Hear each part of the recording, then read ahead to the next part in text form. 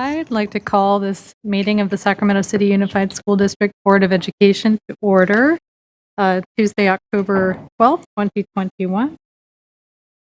Okay. We will take first public comment. I'm sorry. Superintendent, can you please call roll? Yes. Member Morawski, Present. Member Wu, Present. Member Garcia, Member Villa, Member Rhodes, Present. Member Phillip. Okay, very good. Item 2.0, public comment for closed session item. Do we have public comment before closed session? We have one public comment. Erica Jaramillo. Okay.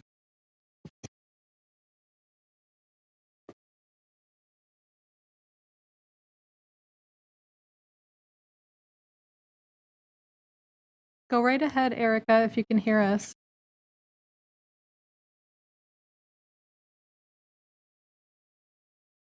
Okay. Okay, thank you very much. With that, we will adjourn into closed session. I'm sorry. Oh, she raised, okay. 1 second.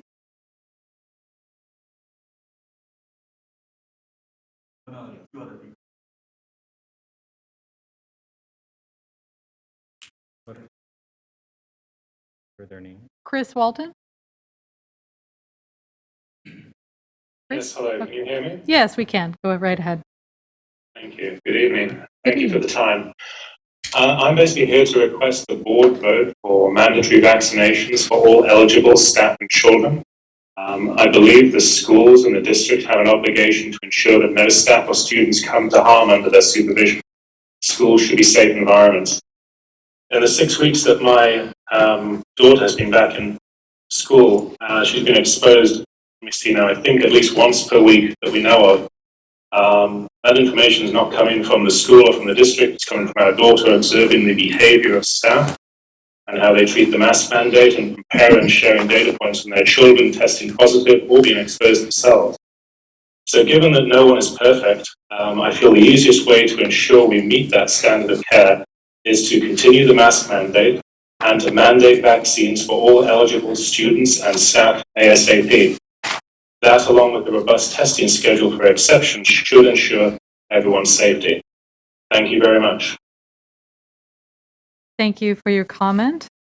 We will have the next commenter. And again, this is for the closed session agenda item, not for the open session vaccine item. Thank you. There are no more public comments. Okay. Great. With that, we will adjourn into closed session. See you all in a bit. Okay, calling this meeting to order of the Sacramento Unified School District Board of Education. And I asked for any announcements out of closed session. Good evening, President Pritchett. There are no announcements out of closed session. All right. Item 4.0, board workshop, strategic plan, and other initiatives. 4.1, discussion and possible approval of resolution number 3233, mandatory COVID-19 vaccination for eligible non-exempt students and staff. Ms. Flores, welcome. Good evening, Board President Pritchett and Superintendent and members of the board. We can get the PowerPoint up.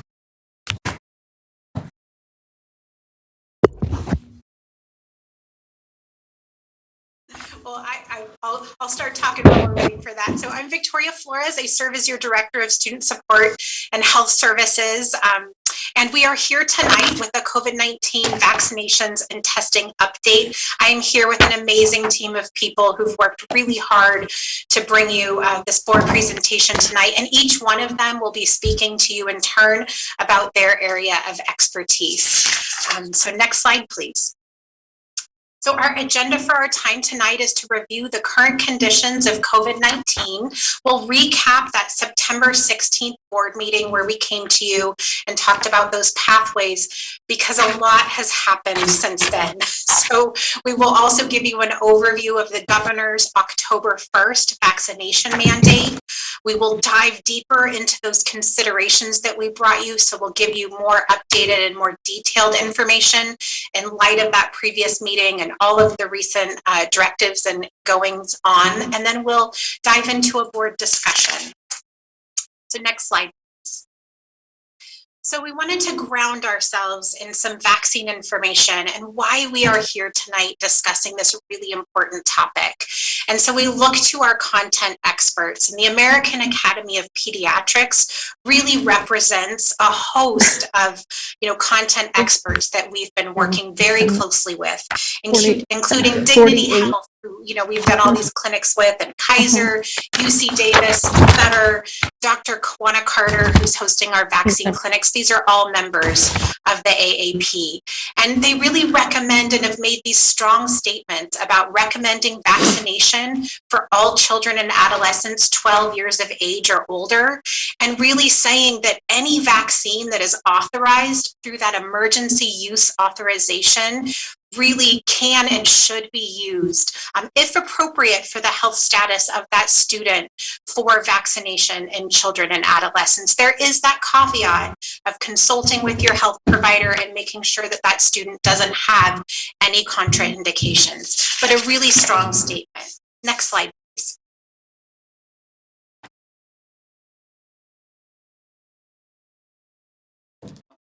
Next slide, please. You. And so locally, we are incredibly fortunate to have really a wealth of content experts. And so Dr. Dean Bloomberg serves as a pediatric infectious disease specialist here locally in Sacramento. He regrets he was not able to be with us here tonight, but he did provide, very kindly provided this statement that you see on the slide before you for us to share publicly. So I'm going to do my best to represent, his words here. And the number one action that he stated that we can take right here is, to vaccinate all those eligible for vaccine, all of those 12 and older. That is the number one step he's really encouraging us to take. He also, goes on to refute. We've heard many times, children are at lower risk of COVID, and he really strongly refutes that. He has personally taken care of children who have been hospitalized with really severe disease, and so really speaks to the heart. And if you see that other orange pullout there on the right, according to the American Academy of Pediatrics, going back to those experts, more than 6 million children in the US have been reported to have COVID, resulting in over 22,000 hospitalizations and very, very sadly, more than 500 deaths. And unfortunately, those numbers are continuing to count up.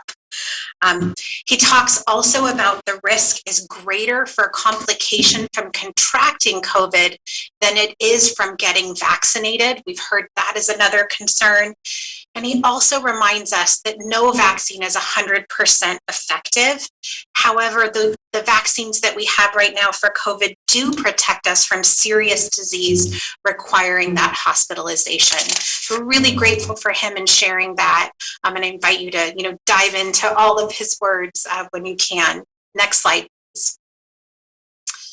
So we've brought you this slide before. We know unvaccinated individuals are much more likely to get COVID, 11 times more likely.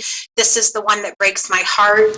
Unvaccinated adolescents are 10 times more likely to be hospitalized. That's what Dr. Bloomberg is talking about when he said, I've seen and really treated, this impact. And we know that there is less spread in schools and communities with higher vaccination rates. The FDA has determined that the Pfizer vaccine is safe and effective in children ages 12 and over. And we know that right on the horizon, potentially this month, there will be emergency use authorization for children 5 and older. And I know many parents are anxiously awaiting for that. Remember when we looked at those decision trees from Sacramento County Public Health and we talked about quarantine rules, we know we get to stop right there when someone is fully vaccinated. So vaccination enables our students and our staff to continue attending school or work. We know that our school-based clinics have been very successful, and we have to date hosted 44 clinics. Tomorrow night will be 45. We've provided nearly 23,000 vaccinations. I'm hoping tomorrow we'll reach that threshold. Next slide. So as we kind of drill down it and look more locally, so nationally, 10.8 million children ages 12 to 17 are fully vaccinated. That is a lot of data that tells us that vaccine works. But locally, when we look at our county, and this little dotted outline is our district, only 54.9% of our 12 to 19-year-olds are partially vaccinated. That means they just have one dose, or more. And we know that that's a really low number for our area. And when you look at this map, you can see how that's impacting our district as well. Next slide, please. So drilling down even further, I'm going to take you into our district context and how is this showing up and impacting, our students. So shrinking that view, looking at our dashboard, these are the positive cases that were physically present. So you're just seeing a slice of the positive cases that we've contact traced. Remember that purple box is the total number of cases. That turquoise box are those active cases. So it's a slice of the purple. And we saw this really big peak, right? We had a lot of cases early on, and now we're starting to see it slow down. I invite our community to sort and look at the difference between September and then sort by October. We're starting to see that truck down. But we dove into our data and we wanted to look at all of the cases that have impacted our staff and our students. So we looked at those that weren't physically present either. And this is one of those heartbreaking statistics. 43% of our positive cases that we've contact traced in our district are in this age group that are not yet eligible for vaccine. So this is one of our most vulnerable populations because vaccine's not an option for them. And we really must do everything we can to protect these students by lowering that rate of community spread, 43%.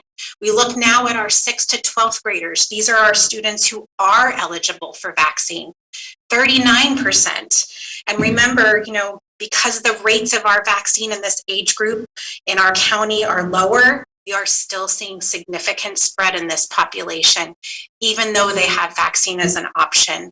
And then 18% of our positive cases have been in our staff. Next slide, please.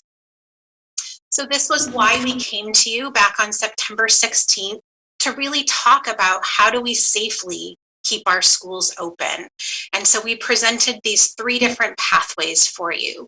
We've got pathway 1, which is our current status quo. Right? We are doing voluntary testing and vaccination of students, and we continue to promote, push that out. And then, of course, complying with the state public health order, we had until October 15th for mandated weekly testing or vaccination of staff. And those are things that continue to happen to this day. Pathway 2, we discussed with you, which was requiring vaccination or weekly testing. So basically that kind of public health order that we're doing for staff, mirroring that with our students and providing that as an option, vaccine or weekly testing. And then we talked about pathway 3, which was mandated vaccination for all eligible staff and students, and then mandated testing for those either not eligible or those with a valid exemption. And that's what we brought and discussed with you. And so things have changed since then. A lot has happened. And so I will turn to this next slide and have Raul take it.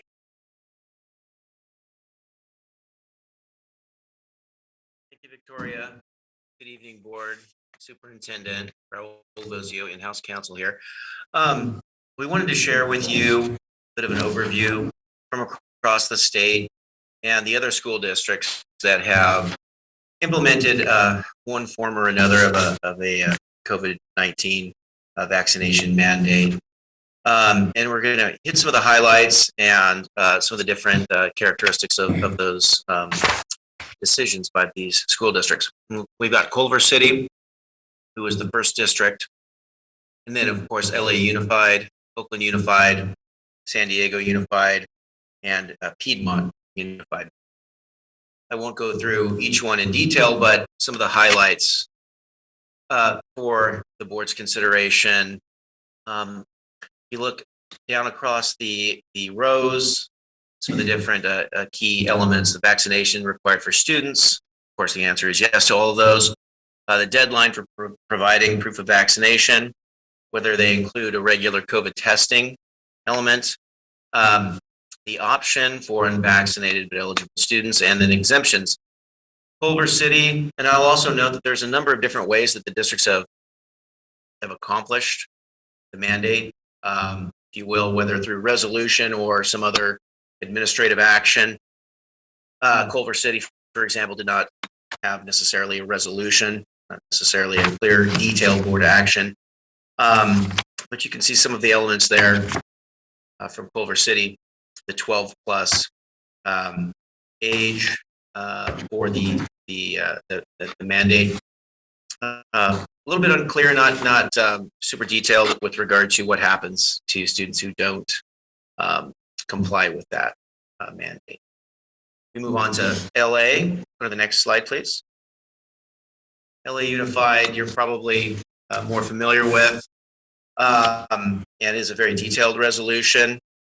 The students there who don't comply with the mandate would attend independent study, and the LA Unified only clearly is only at least initially was recognizing medical exemptions.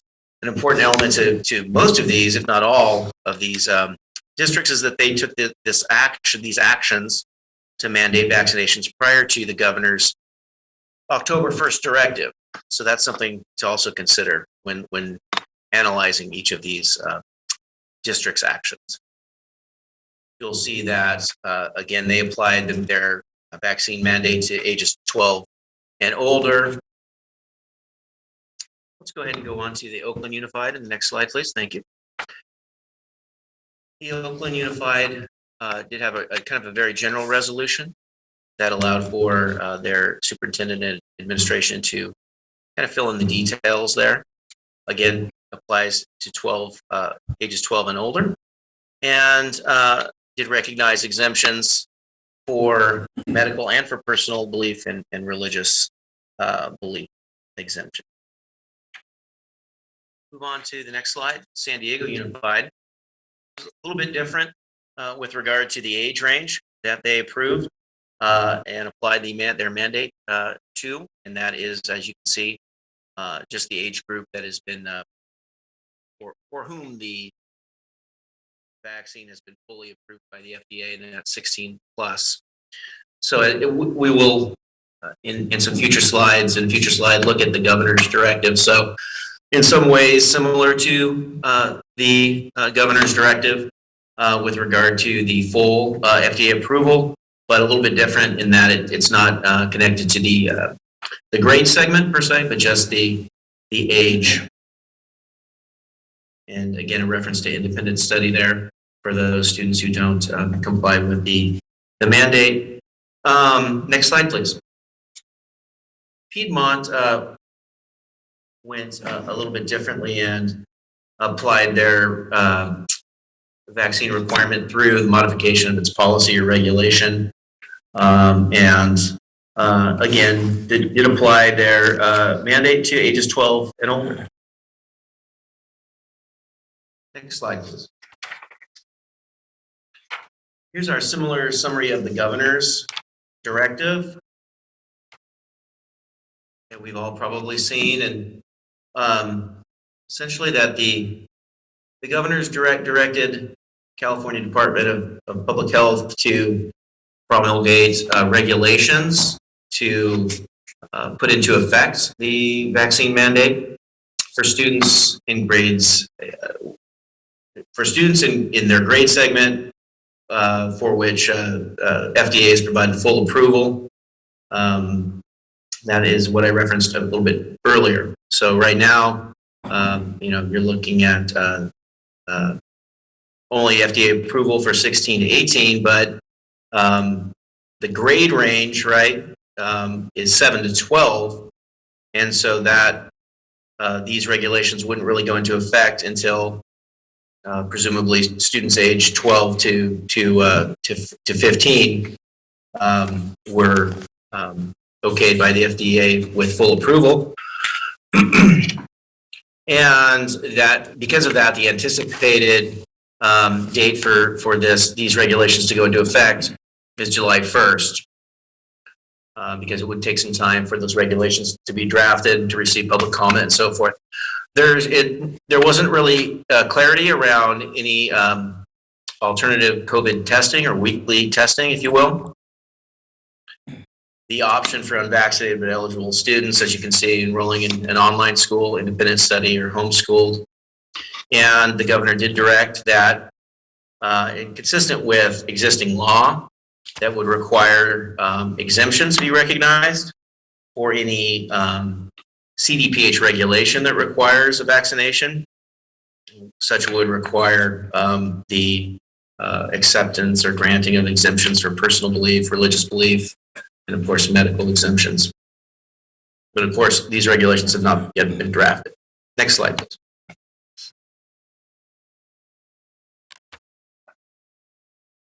So for the remainder of our presentation, our various presenters are going to walk the board through some of the different considerations that were previously discussed at the previous board meeting and provide some additional information for the board's consideration on these topics: communications, vaccine availability, COVID testing, contact tracing, independent study, enrollment and budget implications, and operationalizing those exemptions that I mentioned.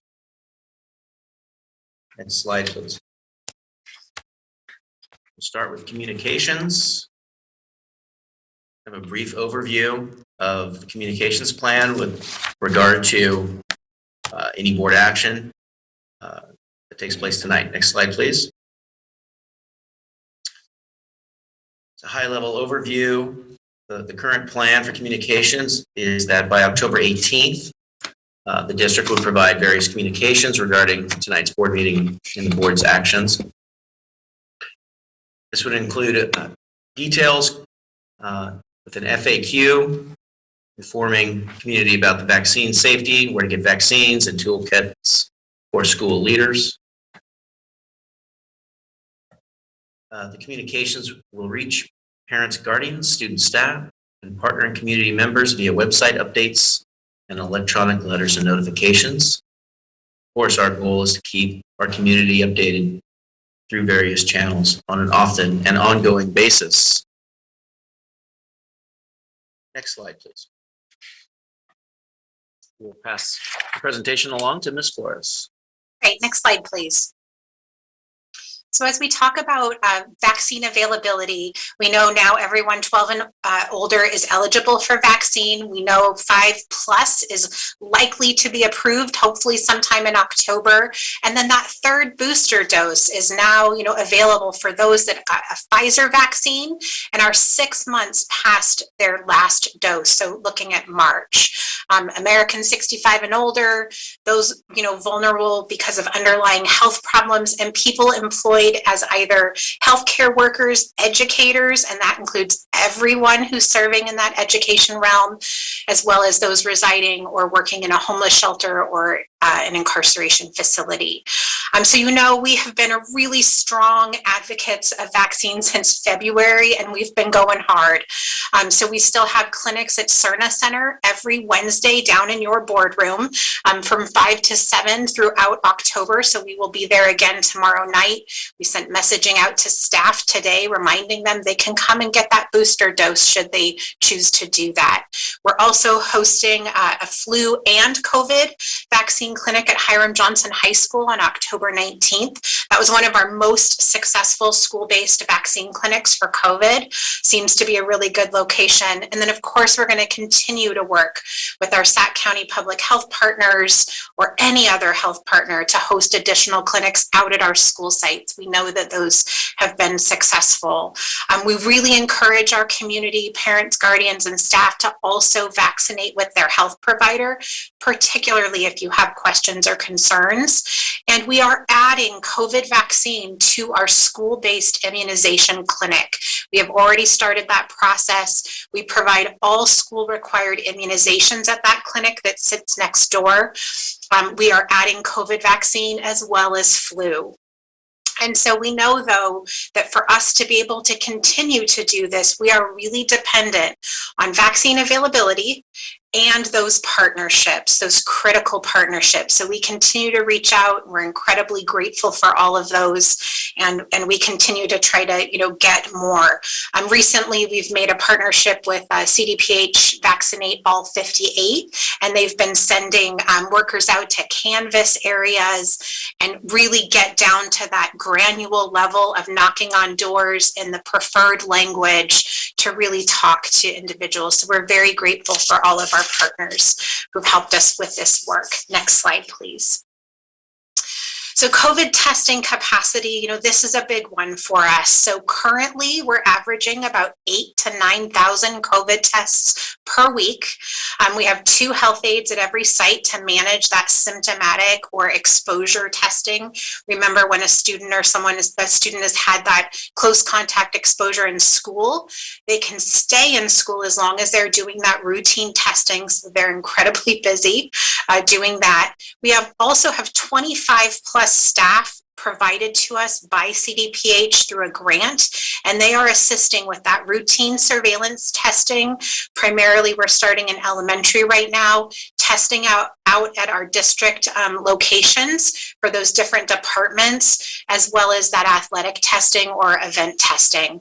And again, right now, we are still really dependent on that testing kit availability. So you may remember I came to you and talked about the shortage in rapid antigen tests. That was a real concern for us. Right now, it seems to be mitigated, but we should just remain flexible there. So as we look at mandated testing for staff and students not yet vaccinated, or maybe potentially with one of those exemptions, we would be looking at providing regular routine testing based on public health recommendations for that testing cadence, and of course, dependent on our available staffing and our testing resources. So I just want to reiterate and reassure that right now, based on public health guidance and the science, which we've been very grounded in, we would be looking at weekly testing based on that community spread. So we just want to make sure that we're grounded in what's the current recommendations based on what availability and staffing we have. We anticipate we will need 30 plus additional staff just to help with that routine surveillance testing. So we are working with our CDPH contracted vendor to provide that additional staffing and that supervision. And I want to add on also the scheduling and the logistics that it takes to coordinate that level of testing at 76 sites or 76 plus, because we're out at other work locations as well.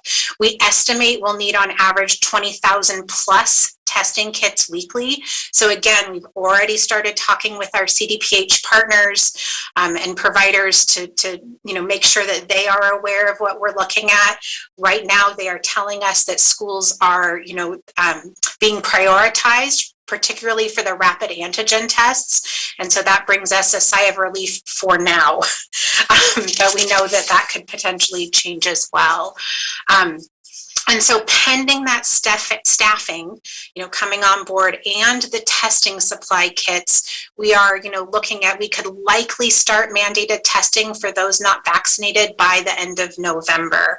The one caution I want to make is that this pandemic has continued to teach us humility and that things will be out of our control.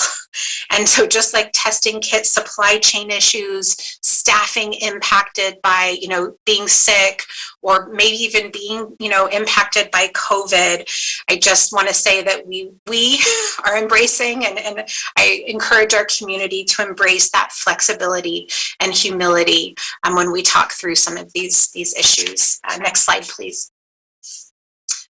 So as we look at testing more, with the expansion of COVID testing, we will find more positive COVID cases. I just want to stay there for a minute because I really want to help our community embrace this and understand that this is a good thing. We want to find these cases and we want to track and trace them and stop that spread. We've seen this in a number of case studies throughout our district where we've seen a spike in cases, but by continuing to test and contact trace and slow that spread, we've watched those rates come down. So we really should be prepared for this. We also want to be prepared for the increased impact to our school sites, those tasks and demands that it's going to take once we do, potentially experience those more cases. So this is a mindset I think that, we all, want to embrace on this one. We currently have about 20 trained contact tracers. They're an amazing crew of people, and they're really loving what they're doing and in the way that they're serving our community. We anticipate that we will need to expand that to up to 30 plus just to support this anticipated response. We are really focused on responding as soon as reasonably possible, entering that data in real time so that it populates on that dashboard. We've heard, from our community that's really important, and we are really getting tight on that. And then we really are going to have to manage a large number of modified or even potentially full quarantines. However, I will caution, this is greatly eased if individuals are vaccinated, right? We get to stop right there as long as they're not symptomatic in that decision tree, or they're consented for testing. It means we know they automatically will qualify for modified quarantine if that exposure was in school. So, our impact on contact tracing also does greatly, rest on staffing availability and that testing kit supply. So just as I gave you that, plea about humility and flexibility with testing, this also, includes our contact tracing capabilities, both here centrally at the district and health services and out at our school sites. Next slide, please, and we'll go into independent study. Thanks, Victoria. So good evening, Board and Superintendent. Chad Schweitzer here with an update on independent study over at Capital City. As of this morning, these are our numbers. Our enrollment was at about 1,153 students. You can see that breakdown by segment with about 600 students in elementary, 147 in middle school, and then 406 in the high school area. We're continuing to enroll students daily. We still have a wait list of about 648 students. That number is growing. Just from yesterday, we had about another 15 students added to that wait list. Their parents are still filling out the interest level form there on the website. And, that's affecting our staffing, obviously. We currently have about 32 teachers at Cap City and have a need for 26 more based on the wait list that's there. And that number is fluctuating a little bit depending on the grade level of the students who are enrolling and at the wait list there. I'm going to turn it over to Chief Human Resources Officer Concy McCarn to speak to our district-wide vacancies. Thank you, Chad. And looking at, first we want to just take a moment and look at district-wide. So even though we're talking about independent study, we know that it's all connected. It very much is connected to our larger picture as well as specific to the site. We know that we are not the only district struggling with staffing and staffing concerns. It is statewide, it is nationwide. Right now, we currently have 29 classroom vacancies, right? That's not all total, but that is specific to classroom. You can see how they break up in the slide noted there. And what I will share is at the beginning of the school year, you might remember that we started with about 33 classroom vacancies. And by this time in the year, that number generally has significantly dropped. But as we know, we are adding additional FTE based on the independent study.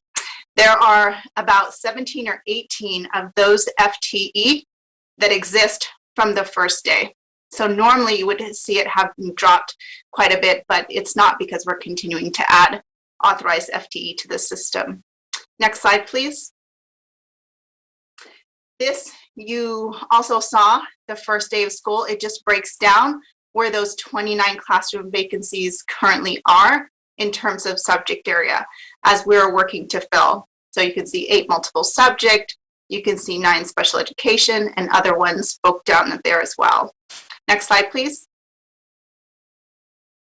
Now, part of the staffing picture and situation certainly relates to substitutes. We know that there have been an increased need, as you can see here, just looking at the data for October 1st for those years noted on the screen and where we are in terms of the requests that we are receiving for substitute teachers. Now, the increased request, and we have many times throughout the school year so far where that we've been unable to fill, and so we have been working to prioritize, to increase the subpools, and to do as much flexibility as we can, knowing the need. But this just gives a picture and a little snapshot for the first day of October, each of those school years. Clearly, last year was very different. Next slide, please. So now looking specifically at Capital City and the current staffing reality, we have, as you can see in that far left-hand column, what is currently there at the school site. The school started with 14 FTE at the school site. So you can see the additional teachers that have been added, the 21 since we started school, and how we're working to fill those. We have the current vacancies of those that are filled, 9 elementary. You can see the additional high school, a couple of counselors, social workers, and clerks that will be added to the site as soon as those positions are filled. So they're in the process. They're posted or they're interviewing or offers are out. So we're pending responses. They're at different levels. As Chad mentioned, there's an anticipated 26 additional FTE that we anticipate being requested based on the need. And once those get into the system, we'll be working to fill those as well. Now, one thing that we're doing is we're not necessarily waiting. We are posting and working through a pool, an eligibility pool. So people with all sorts of different credentials are able to apply to that pool. So when it's ready, we're able to go in and screen. We are doing interviews twice a week, and just a big shout out to Principal Amarine, who has been working hard very closely with Chad and doing 2 sets of interviews every single week, each of them yielding additional people to fill in the spots at Cap City. But what that's doing is that's creating a bit of musical chairs, because most of those, a high number, really the majority, are coming from our current classrooms. So creating vacancies at school sites while filling a vacancy. That's the musical chair reference. Other things that we are doing to try to bring people from outside of the district in so that we can actually fill some of them. We are looking differently at how we're posting. We're able to get some Google support on their job board. We're able to collaborate with university partners specifically around the substitute, trying to increase that pool, as well as get connections with upcoming graduates as the semester ends. Next slide, please. So looking at specifically at Cap City, this shows where those vacancies are. And as of this morning, I can tell you already this has changed a little bit today as pending offers are accepted or declined. Sometimes we go through the interview process and a candidate indicates they're no longer interested and thus decline. But you can see where we're at. It is very fluid. There are changes on a near daily basis with regards to the staffing, and we'll go on to the next slide. Now, one of the things that we wanted to make sure you were aware of course, we're working to fill all vacancies during a staffing shortage that is nationwide. It's certainly very difficult. And some of the things that we are specifically doing, knowing we might need some additional support in getting vacancies filled at not only Cap City for independent study, but at various other sites. We wanted to do a couple of specific things related to outreach. So some of the partnerships and collaborations that we have had with neighboring districts and university, kind of pulling together. So while each district certainly has an interest in filling their own needs, each district does have a need. And so working together to bring people into the profession and worrying a little bit later about which district they go to is one of the things that we're currently working on, as well as I shared, right, going to EDD, which is the unemployment, working with Google to get out there some more in terms of coverage.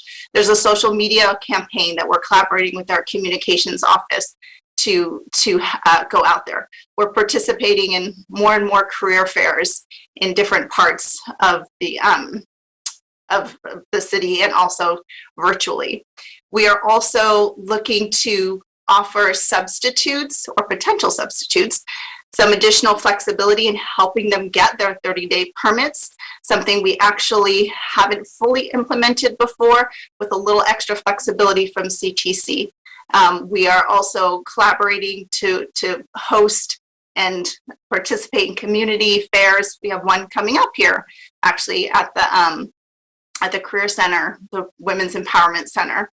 So just a little bit of show of, while we are always looking to recruit and bring in individuals, knowing the specific needs that we might potentially have at Cap City, we'll want to further engage in some of these areas as well. Next slide, please. And we wanted to share some considerations. Some of these are ones that may very well result in some next steps, and others are ones that are just good for the radar to know things that would be helpful for our system. Fiscal impacting considerations, being able to do things such as cover fingerprint costs for incoming employees would be helpful. Certainly things like hiring bonuses or moving expenses or teacher housing, longer term strategies. And we know some of those overlap with collective bargaining considerations.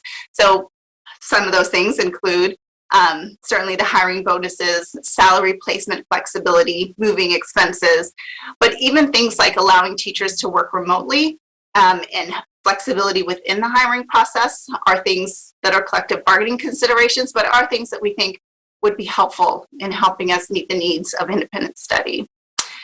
And then legislative considerations. I mean, we are happy that there's additional flexibility with substitutes, being able to remain in classrooms longer than the 30 days, going to 60 days, which is helpful. But also additional support would be allowing for placements at alternative education sites. So right now, per ed code, districts aren't able to do that. The teacher has to want to go into a school site, into an alternative education placement. But allowing flexibility for districts to make some of those placements would be helpful, as would credential and audit flexibility in those situations. And for districts like ours with structural deficits, where we have experienced layoffs for a number of years, having flexibility in not necessarily just basing those on seniority is something else that would be helpful, because really it's recruiting for positions that based on seniority, the last hire tends to be the first ones noticed in terms of seniority when it comes to layoffs. So considerations we wanted to share. And next slide, we'll turn it over to enrollment and budget. Thank you, Concy. Next slide, please. And this is a slide we've shared in the past. It just provides some scenarios in the event we do experience unexpected enrollment loss from possible vaccine mandates. And they're the same amount that we've included in the past, the 100, 500, and potentially 1,000 student loss, and what that dollar amount would translate into. But this next slide is one we shared during, next slide, please, sorry.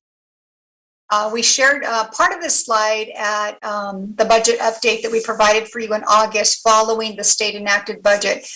And we provided some information, two purposes. One, of course, to provide the information on the state enacted budget and what it would mean for the district's budget. But we also alerted the board that what we were seeing in August was that our enrollment was not quite measuring up to what we had projected at adopted budget. We were trending about 1,600 under our adopted budget enrollment number of 39,703 students. And so we said we would continue to monitor this, of course, very closely leading up to the census day, which just passed a few days ago. And unfortunately, we're still right about there at about 1,600 under what we had planned for this coming year. And so now we need to really show the impact of that 1,600 loss, of course, for this year. It's not necessarily going to change anything in terms of our funding. We are under a hold harmless year, but starting in 22-23, as of right now, we are not planning for a hold harmless because there is not one being proposed or that we know of in the governor's budget. And so I know there's a lot of numbers here, but I'm going to call your attention. We highlighted a couple of items that we wanted to call to your attention.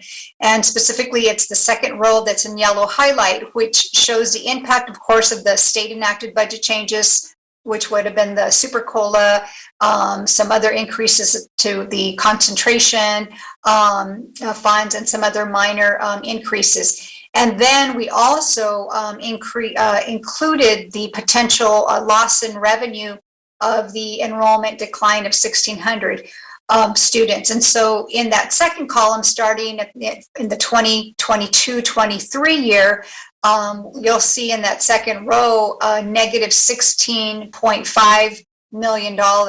So in essence, this would reflect the loss in revenue to the district. And then, of course, in the third year, it would be the 23-24. And now what you're seeing here is not just the loss in revenue, but you're also seeing the increase in COLA that's being proposed in the state enacted budget. And so if we carry that down, let's just stay with that second column, 22-23, and we go down to the adjusted net increase, in parentheses, decrease in fund balance. You'll see in 22-23, we're at a negative, almost 35 million, 34.7. So in other words, this becomes our deficit, our projected deficit. And of course, in the following year, that increases. And so the difference in this slide from what we showed you in August, is that we've now closed our books. So we now have a beginning fund balance that was the ending fund balance for the year that we just closed. And we all know that we ended with a positive, with an increase in our unrestricted fund balance because of the continuing school closures. So that's already been accounted for and is reflected in this slide. But nonetheless, even with that, as we go down that column, you'll see that our adjusted budgeted ending fund balance in 22-23 drops to 66.7 from what we were anticipating at budget adoption of 70. Seems kind of minor, only 3.9, but you have to remember that this has a compounding effect because in the following year, then our expenses continue. And because we don't wipe out that deficit, what happens is then that deficit eats away at our ending fund balance. And if we don't restore that, then we start off with less funds. And so in the following year, we still have that deficit plus the added expenses. And so that again deteriorates our fund balance, and you'll see that drastic drop. I'm going to call you to the, third line from the bottom, the adjusted budgeted ending fund balance. If you go over to the third column for the year 22, 23, 24, you'll see that our ending balance drops to $27.5 million from 66.7. So it's pretty significant. And had we modeled a fourth year, which is 24, 25, and we certainly will start to do that, you'll see that gets worse because, of course, then you have that, another year added of continuing deficit, meaning we're spending more than we're bringing in revenue, and then we're adding costs for the cost of doing business going up in step and call and so forth. So just important to alert the board and the public that it looks like, that 1,600 is going to hold. And so we do need to get prepared for adjusting our budget in the coming year to reflect the reduction in revenue that corresponds to that a lower enrollment number. So yeah, and I think at this point I will turn it back over to Victoria. Thank you so much. So I'm going to take you through operationalizing our exemptions. So next slide, please. So in light of the governor's vaccine mandate, we know that any new vaccine requirement not mandated or not legislated by the California legislation must allow for that personal belief exemption. PBE is what, we used to call it. So we're really kind of hearkening back and looking at that CDPH requirement back from 2016. Before those were removed. So student requests for vaccine exemptions, medical exemptions is issued by an authorized medical provider in California. I do just want to call out that that is still an allowable exemption in our current school required immunization. So of course we would want to continue to honor those medical exemptions. We also heard about that from the AAP, right? Talking about those who are medically able. And then personal belief exemptions also signed by an authorized medical personnel in California. So this was that kind of attestation that you consulted with a medical personnel, you understood the risks and the benefits, and they were kind of signing off, and then you were as well if you were seeking just that straight personal belief exemption, or again, that sincerely held religious belief. There was a place that you could check that and sign off on that too. We also know that placement for students receiving special education will also have to be considered by the IEP team, and that is something that we work with today with school required immunizations as well. So for staff vaccine exemptions, of course, they would just submit that requested documentation, and then staff with valid exemptions would also undergo that regular routine COVID testing, as would anyone else with that exemption. Next slide, please. So take a big deep breath, because I know that was a lot of information coming at you about all of those considerations. So in light of everything that we've shared with you, the governor's vaccine mandate, what other districts are doing, our local context, all of these considerations that we have to make, we will share with you our path forward. Next slide, please. So this is a really high level view of, what we will go into in more detail moving forward. So we are looking at vaccine or vaccination for all eligible staff and students. And at this time, that's 12 and over. Valid exemptions for medical or personal beliefs, which includes that religious belief as well. That's kind of tucked into that personal belief. We're looking at mandated testing for those with valid exemptions or those not yet eligible for vaccine, all really leading and driving to this increased immunity for our SCUSD community.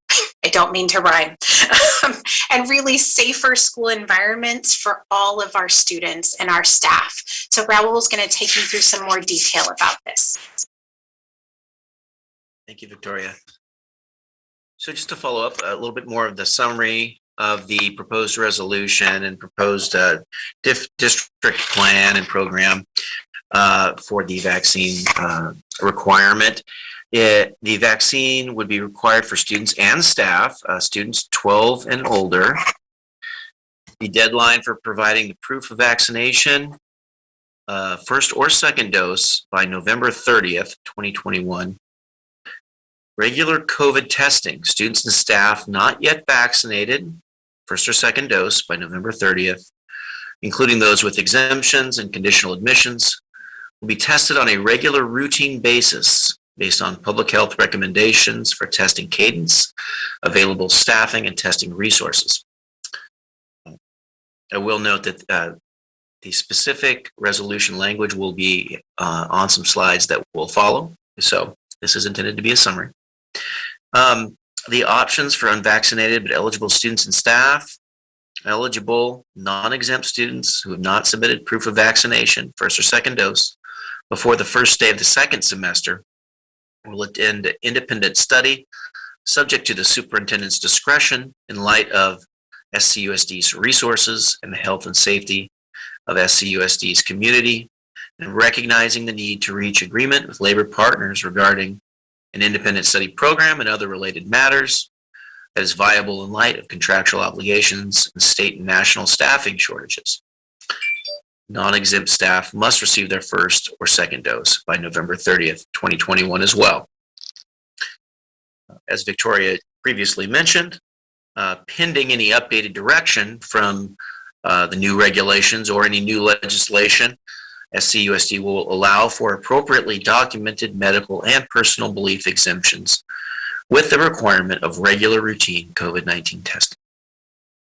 Next slide. All right, so looking at our projected timeline, again, I just want to caution us, COVID has taught us how to manage uncertainty. So this is really our best thinking, about how we project and move forward. We are here tonight, October 12th, so we've met our first goal at a Board of Education meeting. We are hoping to start communicating to our community on October 18th, whatever the decision is for tonight. By November 30th, our target timeline is for individuals to submit either their first or their second dose or register for regular routine testing.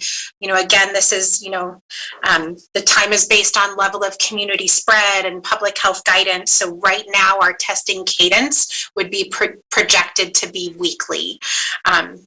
And then January 31st, that's the start of our second semester. So that's kind of really that demarcation line of either being fully vaccinated, having a valid exemption documented, and then engaging in that regular routine testing, or potentially enrolling in independent study. Again, driving us toward this increased rate of immunity and really achieving those safer school environments for all of us. Next slide, please. So we broke this down and kind of looking at these big chunks of stages because we have some unknowns, but here's some of our knowns. Stage 1, November 30th is our target here for mandatory vaccines or regular routine testing for those with exemptions or not eligible yet. So that's kind of a known for us. Stage 2 is really a to be determined. We're looking at establishing some kind of timeline for students 5 and older once that emergency use authorization is issued, but there is really no information on this yet. And so we just, this is a big unknown for us. And so we will likely need to come back, together with what we do know. We did not want to, get into conjecture or try to guess. So this is something we'll just keep our eye on. And then stage 3 is monitoring and aligning with any CDPH regulations that are issued about the governor's vaccine mandate or any potential legislation that might come down. So we know we'll need to continue to track that as we move forward. And next slide, please, and I'm going to turn it back to Raul.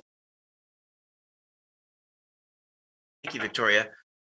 The next 3 slides, we've taken language directly from the resolution, which is also available online for the public to read. And we've included what we felt were the most important or impactful pieces of that resolution for sharing here with the board. I don't think I'll read each piece, but to summarize the first section here, again, this is directly from the resolution, concerns that the vaccine will be required for all students age 12 and older as a condition to accessing in-person instruction. And the second statement there states that the proof of vaccination should be submitted by November 30th, 2021, except for those students or staff with qualified and approved exemptions or conditional admissions.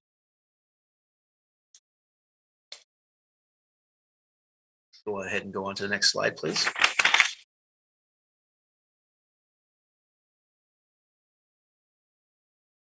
First statement on this slide concerns that those who have not yet been vaccinated, whether they're not within that age range to be eligible, or whether they've received an exemption, would be required to be tested for COVID-19 on a regular routine basis based on public health recommendations for testing cadence and available staffing and testing resources. Ms. Flores, I think, mentioned previously that right now, the thinking would be under our current conditions, this would mean a weekly testing. Perhaps, if we're lucky, that the situation were to change, perhaps that regular routine cadence could also change based on public health recommendations. The second statement references the governor's October 1st directive and regarding the allowance for appropriately documented medical and personal belief exemptions. Personal belief exemptions including religious belief exemptions, and of course that would apply to students and staff for religious belief exemptions as well. Next slide, please. The first statement, the top statement, provides that for those students who are not yet vaccinated and have not received an exemption by the first day of the second semester, those students would be enrolled in the district's independent study program, subject to superintendent's discretion in light of the district's resources, the health and safety of our community, and any needed agreements with labor partners regarding the independent study program or related district programs, and in light of our state and national staffing shortages, which Ms. McCarn previously discussed. And finally, the last portion from the resolution provides that for those students not yet eligible for the vaccine, such as students aged 5 through 11, that the board would direct the superintendent to apply the vaccination mandate and determine appropriate conditions and timelines for those students as they become eligible under changes and updates from the FDA.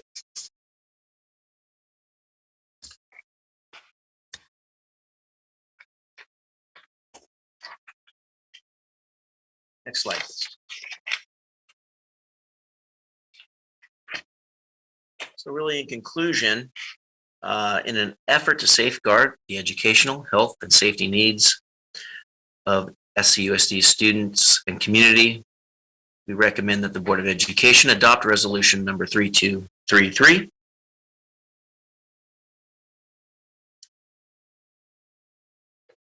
And that concludes the staff's portion of presentation.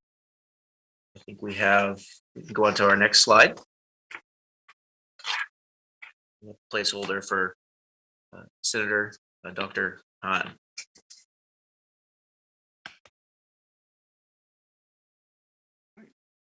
Well, thank you. Should I go ahead and begin? Yes, go ahead, Dr. Pan.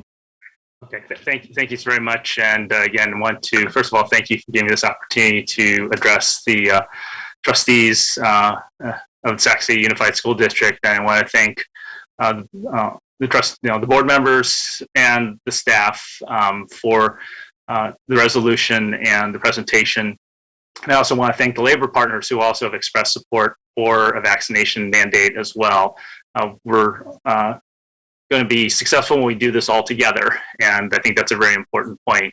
And I really appreciate and thank all of you for putting this resolution forward. It's an important first step to keeping kids safe in Sac City Unified School District. So just as a quick introduction, I'm Dr. Richard Pan. I'm a pediatrician. I'm a California State Senator.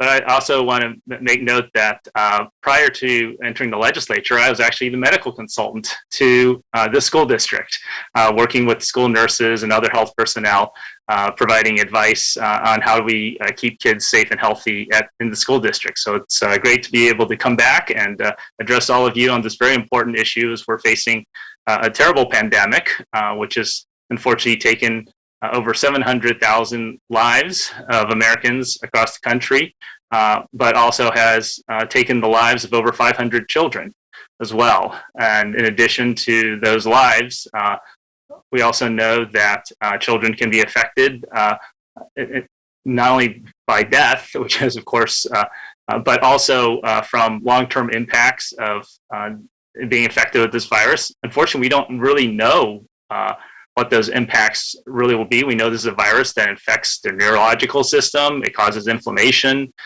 So as I think as presented earlier, Dr. Bloomberg, who's a good friend of mine at UC Davis, who's an infectious disease specialist, talked about how he's taking care of patients. I've heard from other of my colleagues as well.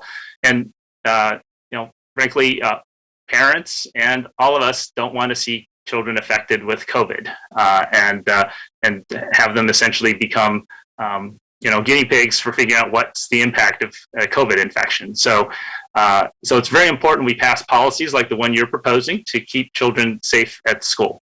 And in fact, I appreciate the discussion about the impact this may have on the school district's finances and other things. But I would make note that there are many parents who perhaps aren't enrolling their children in school or not bringing their kids to school, which affects the ADA because they have concerns about safety in the school, right, about this virus. And by taking this resolution, and I know that all of you have worked very hard in trying to control this virus, that this is going to build confidence in parents that schools are safe places for their kids in Sacramento Unified School District. So I actually believe that by taking this step and other steps moving in the future, you will actually help your enrollment. You will help the attendance as well of students. And that's it's going to have a positive impact on that because parents will feel more reassured that the schools are safe and that the children will be safe at school. As you mentioned, this is a very important step and signal to the parents that you're doing everything you can to keep kids safe. We know that the vaccine, as was presented, not only, of course, reduces the chance of severe outcomes like hospitalization or death, it also reduces transmission as well. So. Right now, because we can't vaccinate a lot of children, it's not approved yet, and then others are unvaccinated, there's higher risk of transmission. That means you are, and I know your staff's working very hard, and I want to recognize Victoria Flores for her work and leadership, that you have to spend a lot of staff time and money, right, basically doing COVID control, right? So that's testing, that's facing all the other things that you've had to do to keep COVID under control. And by getting kids vaccinated, both through this vaccine requirement, but also the other efforts that you've also invested in terms of being sure that those vaccines are available to the kids, to your students, will also hopefully decrease the amount of effort, staff effort, and resources necessary for COVID control as vaccination rates go up as well. And hopefully then you're able to redirect some of those resources that you had to spend on COVID control toward education as well. So this resolution is a very important step, and so certainly as a pediatrician and as a parent, I applaud you for bringing this forward. As your state senator, who also chairs the health committee and oversees public health, it's really important school districts pursue policies like you're proposing here. We're going to continue to work in the legislature to also pursue policies and give you more tools to be able to keep kids safe. But this is a very important step that you're taking, and I want to thank you so much for doing this.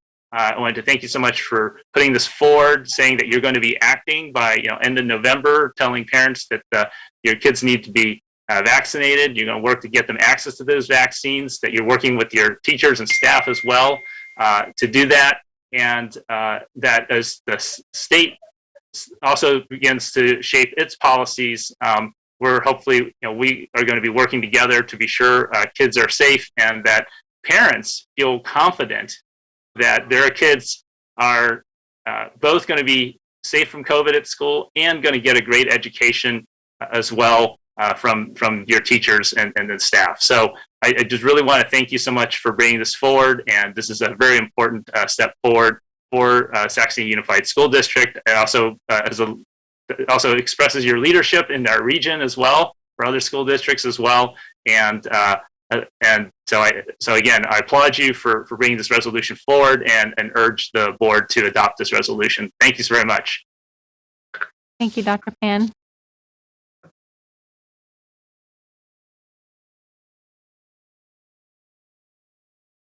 President Pritchett, rather than going back to the slide, I did want to make some remarks that was actually on the next slide, but I didn't want to go back to the slide again. Absolutely. But I do want to just make some brief remarks for the board and for our community.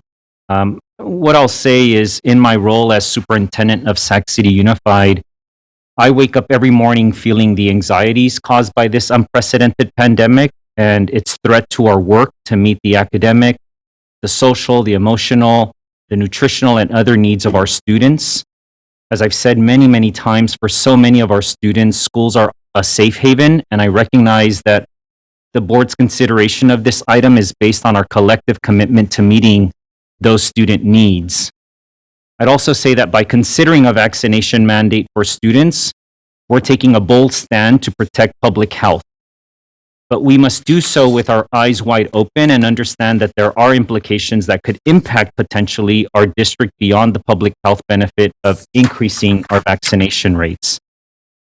And I feel that I would be remiss if I didn't speak in greater detail about the considerations that our team described to you this evening. I know there were a lot of slides, but the purpose was really just to give more details to the board of those considerations that we have been thinking about as your staff. But before I do want to express just personally the level of frustration that I feel in serving as superintendent leading Sac City Unified, because we have to consider these programmatic and fiscal implications as we try to conquer this pandemic. This should not be the case, and I wish that we didn't have to face this dilemma and even talk about these considerations, that Sac City wasn't faced with the challenge of a structural deficit.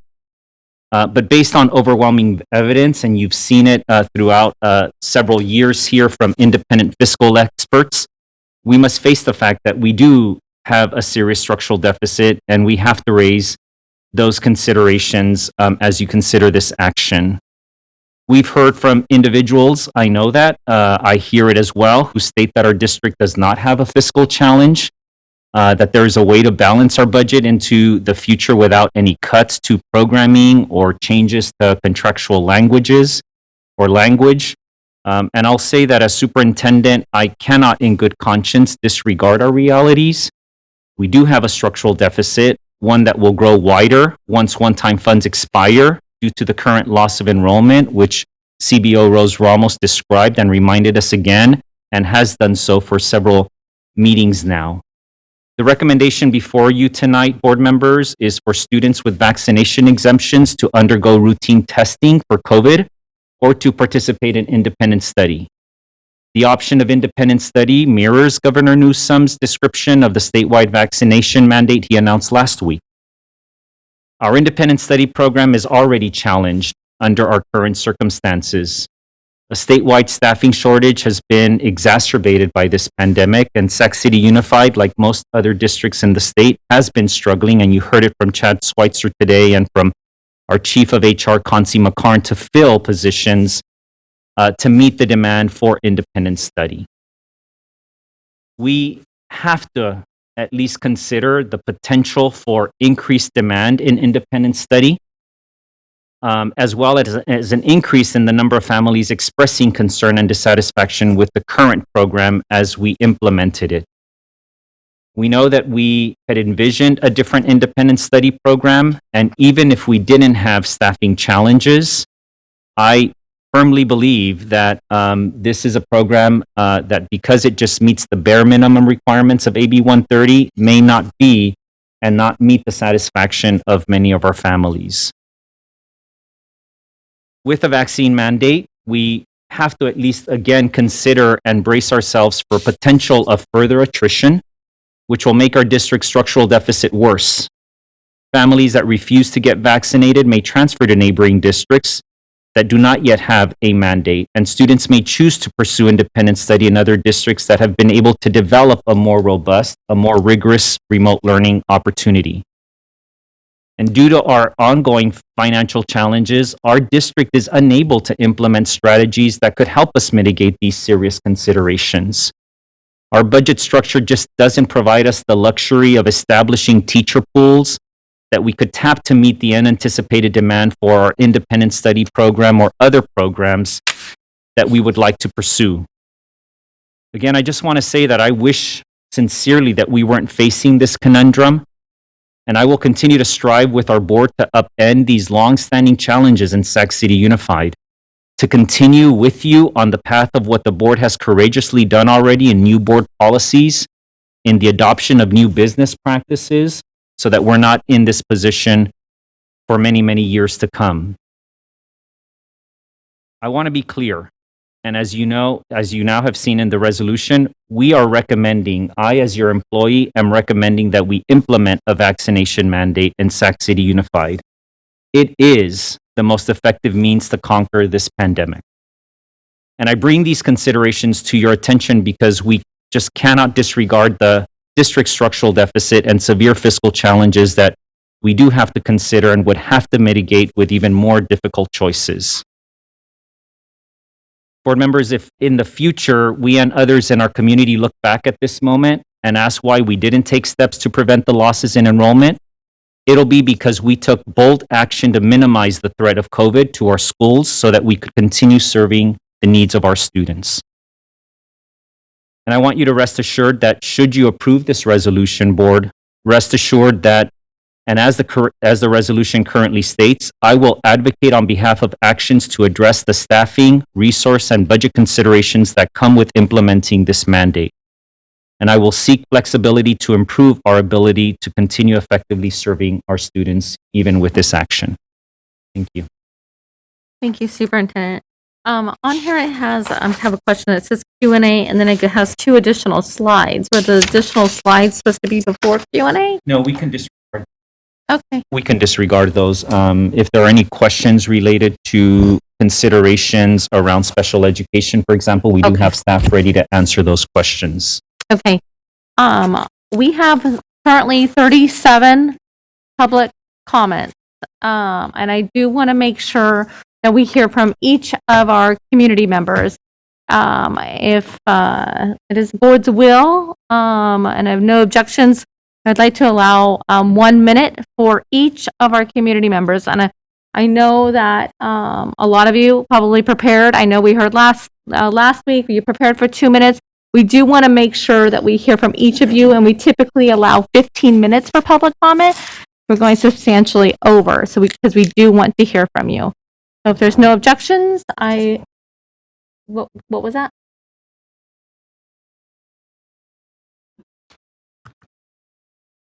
I'm just saying, I guess in my opinion, that when we do 1 minute, people get cut off, and we also don't get to hear all of what they want to say. So I know I know that we're, pressed for time, but I just want to make sure that that's taken into consideration.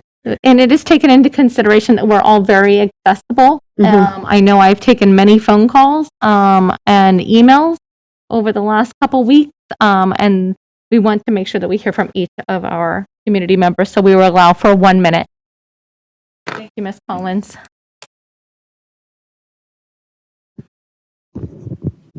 Shonda Wesley.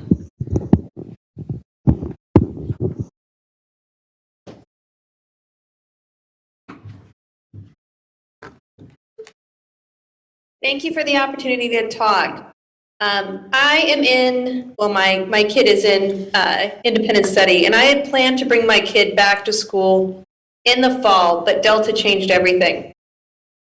When the new variant started raging, I found myself concerned about our school safety standards. Unlike the spring reopening, there wasn't even mandatory temperature checks when school reopened in the fall. Add to that, mask wearing continues to be inconsistent, and there is no mandatory weekly testing, much less PCR testing on site. These are the reasons my child is in independent study, and this resolution, rooted in science and requiring a safe and effective vaccine, is exactly why I will be able to bring my child back in person full time. The most important element in this resolution is mandatory testing weekly for every unvaccinated person on campus. Without a strong testing protocol, we won't have success. I urge the board to prioritize that immediately for all campuses, even before the first vaccination card is asked for or required. The direction and resources must come from the district to every single school site, top down. I urge support from the board on this important resolution. Thank you very much. Next speaker, please. Ellen Yin Wyckoff. Go ahead, you have 1 minute. Yes, I'm also taking Anne Marie Norvell's time as well. Okay, Okay, thank you you. have 2 minutes. Thank you. Sure, thank you. My name is Ellen Yin Wyckoff. I'm a parent of a 7th grader who's a current student at Cap City in their independent study program, but her home school is School of Engineering and Sciences. We were unable to enroll my daughter into SES or have her start in person this fall, primarily because of the Delta variant, and also because my daughter and I are also caregivers for her elderly grandparents that are medically fragile as well. All our members in our family are vaccinated, but because of this, we could not risk my daughter or I testing positive, as we would be in quarantine and would not be able to provide the daily caregiving to her grandparents. As she's been in independent study, this has been a real challenge, and for the most part, we feel like we've been penalized, or my daughter's been penalized being in independent study, because she's not able to benefit from the in-person instruction and the socialization with other students. But that's why we're so in favor of, or for these reasons, that's why we're in full support of this mandatory COVID-19 vaccinations and weekly testing for students and staff at SUSD schools.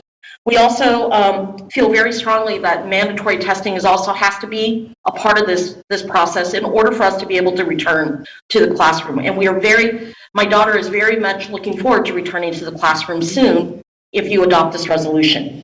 The other thing that I just wanted to add that I think is going to be important for this conversation is also talking about accountability. That how are we going to be dealing with, even though it's been presented in today's presentation, I'm hoping that the board will have further discussions or ask for further clarification on how accountability and enforcement of this process of how we're going to be addressing mandatory testing and ensuring how we address the needs of unvaccinated students as well.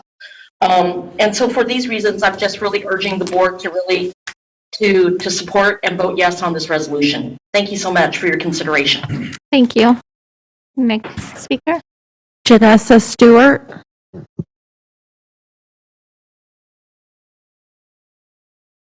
Go ahead, Ms. Stewart. Hi, can you hear me okay? Yes, we can. Okay, thank you. Good evening. My son is a freshman at Rosemont High, and I'd like to express my strong opposition to this resolution. COVID is not like other childhood diseases that we immunize for. In fact, it's the opposite of many, as children are the least at risk of severe illness or hospitalization. The Pfizer shot, on the other hand, has some very alarming risks, especially for male children. Current data from the CDC's own V-Safe program that has followed kids aged 12 to 17 has showed over 7% reported side effects.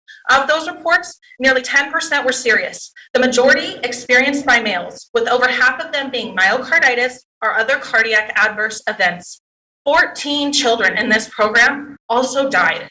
Based on the data from the CDC itself, my healthy son has a 10 to 20 times higher risk of experience a serious side effect from the vaccine than from COVID itself, especially since I have a family history. Thank you, Ms. Stewart. If you could please wrap up. Based on these stats, it's unconscionable to me that our district would consider any kind of mandate at this time. More time is needed to determine the safety and necessity of this for students. Leave this choice to parents, or you give parents like myself no choice but to pull out our kids. Thank you, Ms. Stewart. Next speaker. Justine Hearn.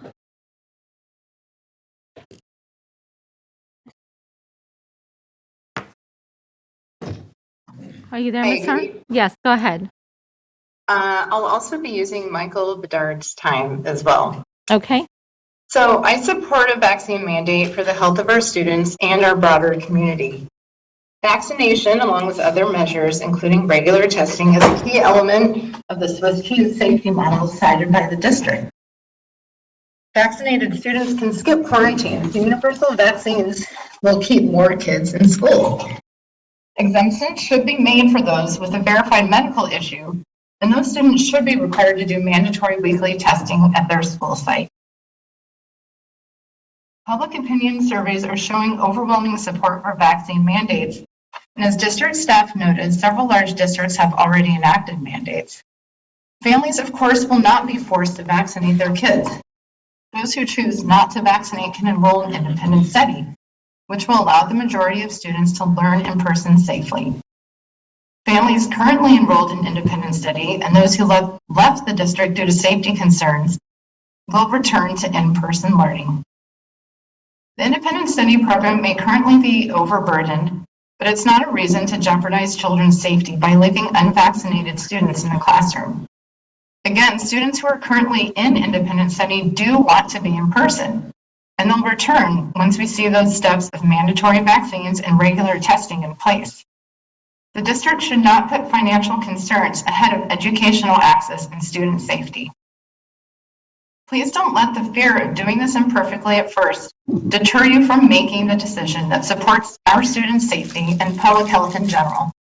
As Dr. Pan said, you're restoring many families' faith in the district and confidence in sending their kids back to school with this resolution. Thanks for your time. Thank you. Next speaker. Cassandra Hoff. Go ahead, Ms. Hoff.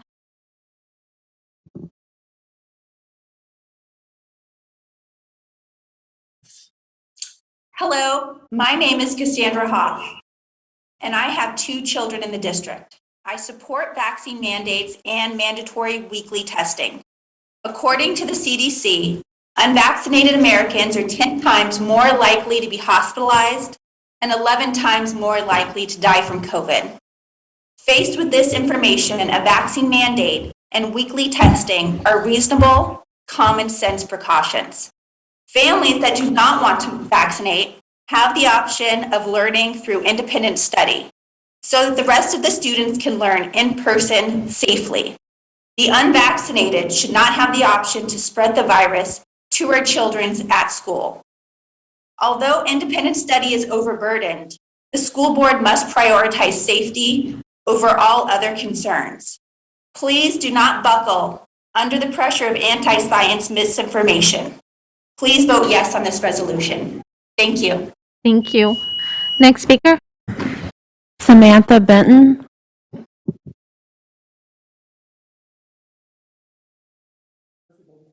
Go ahead, Ms. Benton. Hi, can you hear me? Yeah, we can. My children are in independent study because I feel it isn't safe to be in a classroom without mandatory testing and vaccinations.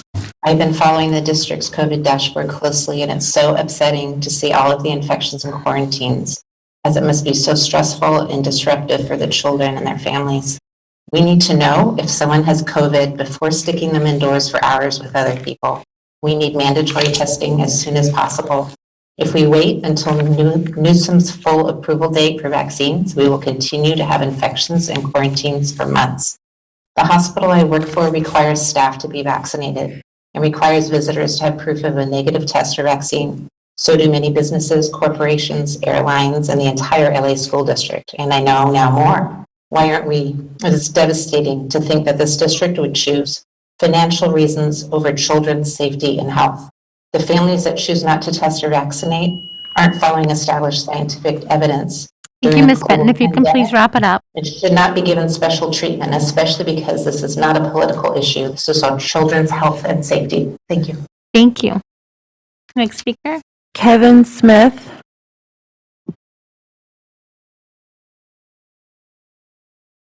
Are you there, Mr. Smith? Go ahead. Hello. My name is Kevin Smith. I'm the parent of 2 elementary school students in the district. I'm here to speak in favor of vaccine mandates and mandatory weekly COVID testing for all students and staff. Science has shown that these measures are highly effective in stopping the spread of COVID. These measures, along with mask mandates and better ventilation, are the least we can do to keep our kids safe from COVID, regardless of their parents' misguided beliefs. Thank you. Thank you. Next speaker. Emily Wolford. Good evening. I'm speaking tonight as both a parent and a community member. It's great the district has promoted and provided vaccines, but it's not enough. As we know, numerous vaccines are required for school entry, and the COVID-19 vaccine is even more critical and urgent as we're in the throes of this pandemic. Social scientists have proven that requiring vaccines works, as many who are vaccine hesitant will become vaccinated following requirements in schools and workplaces. As Dr. Pan suggested, many parents will enroll students once more vaccinated and they feel more confident in the safety of our schools. The data that you showed tonight shows that 39% of positive cases in our district are among 6th to 12th graders. Most of these kids could have been vaccinated, and it doesn't have to be this way. It's unfortunate that a vaccine mandate wasn't passed in Sacramento months ago. Students and staff have unnecessarily been placed at risk for months, as vaccines have been available, and other districts have taken steps. Sacramento should be leading the way. We should be leaders here in this district. I implore you to pass. Thank you, Ms. Wolford. If you could please wrap it up. And without a personal belief exemption. We should not be using district resources that are already stretched when people should be mandated to have a vaccine unless medically necessary. I implore you to mandate vaccines solely with medical exemptions as soon as possible. Thank you. Next speaker. Jody Bone.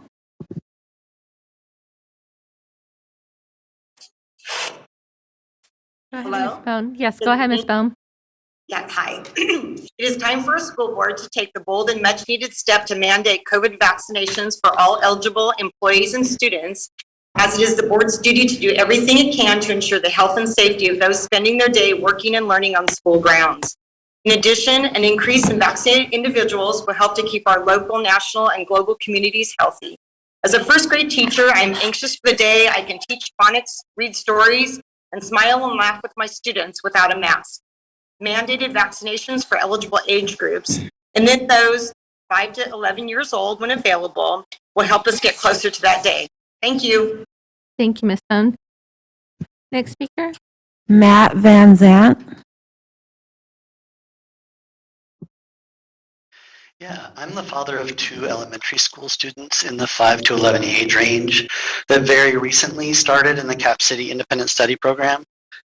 For the health and safety of our family, and especially for those in our family that were at high risk of COVID complications, we chose not to return our children to in-person instruction at their home school this fall. We've been eagerly awaiting a COVID vaccine available for their age group, but also a mandate that everyone in their school environment also have the vaccine. The exact resolution we are discussing tonight. As such, I wholeheartedly support the resolution.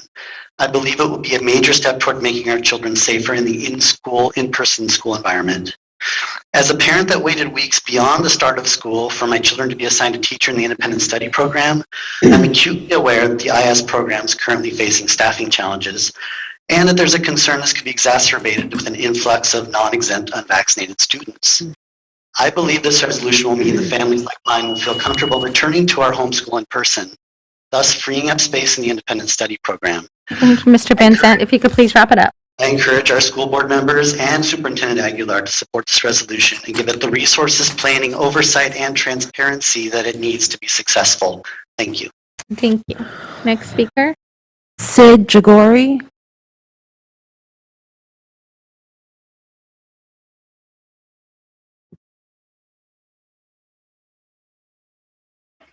Good evening. I am calling to express my strong support of the resolution as it's written. I'm not going to regurgitate stats. There are much smarter people than me who have given you lots about the science behind this. However, I do think it might be a great idea to think about this also as an opportunity to be teaching our children a lesson about the give and take nature of these kinds of things. This resolution doesn't satisfy everybody. In fact, it really doesn't satisfy anybody. There are those of us who want a strong, hard pro-vaccination, no exemptions except for medical, and there are people who think that we shouldn't require vaccinations at all. So I think this is a really important time to be sharing this as what happens when you take multiple viewpoints and come together and compromise, as well as an opportunity to talk about with our kids and our students about the responsibility that we bear to our communities while while we continue to exercise our rights and our privileges. So I Thank look you, forward Ms. to you passing the resolution. Thank you. Thank you. Next speaker. Terrace Jagori.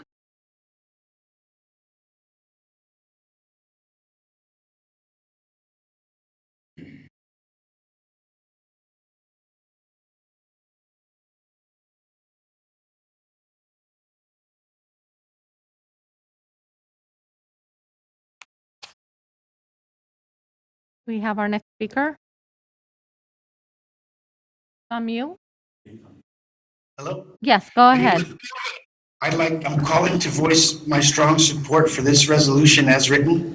Mandatory vaccinations along with regular testing and masking remain the best way to keep our students safe. Thank you. I'm okay. Thank you. Next speaker. Ian Perkins.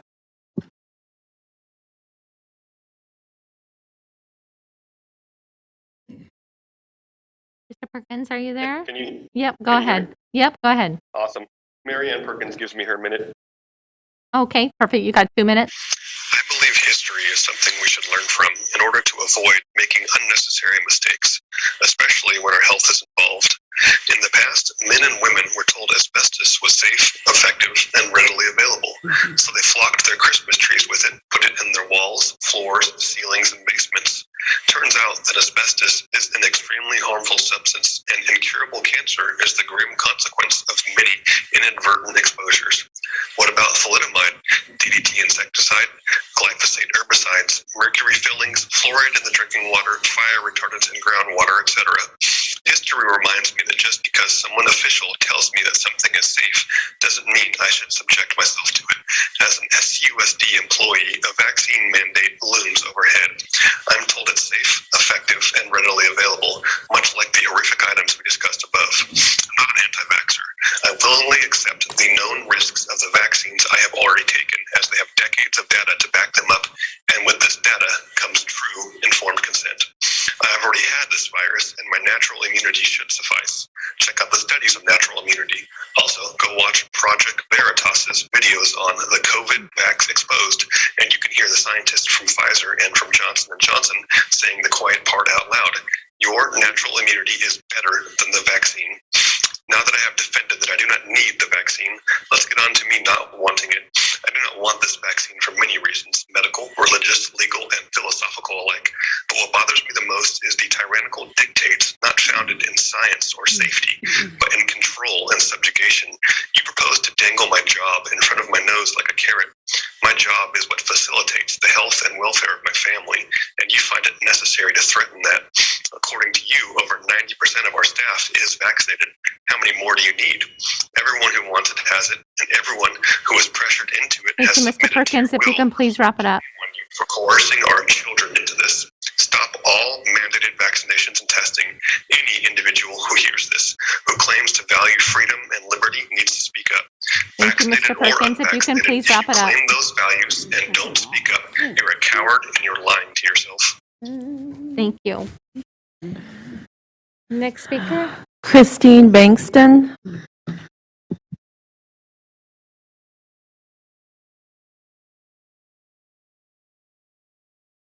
Hello? Yes, go ahead, Ms. Bankston. Hi, I'm the parent of a student of a first grader who is not eligible for vaccine yet. And I just wanted to show that I support implementing the mandate on vaccines and weekly testing to keep our children safe. I urge the board to approve and support this resolution. It is our duty as community members to protect those who are unable to get vaccinated and those who are immune compromised safe by vaccinating those who are eligible. It should not be a balance of health and safety over budget. Thank you. Thank you, Ms. Bankston. Next speaker. Lissa Wardos.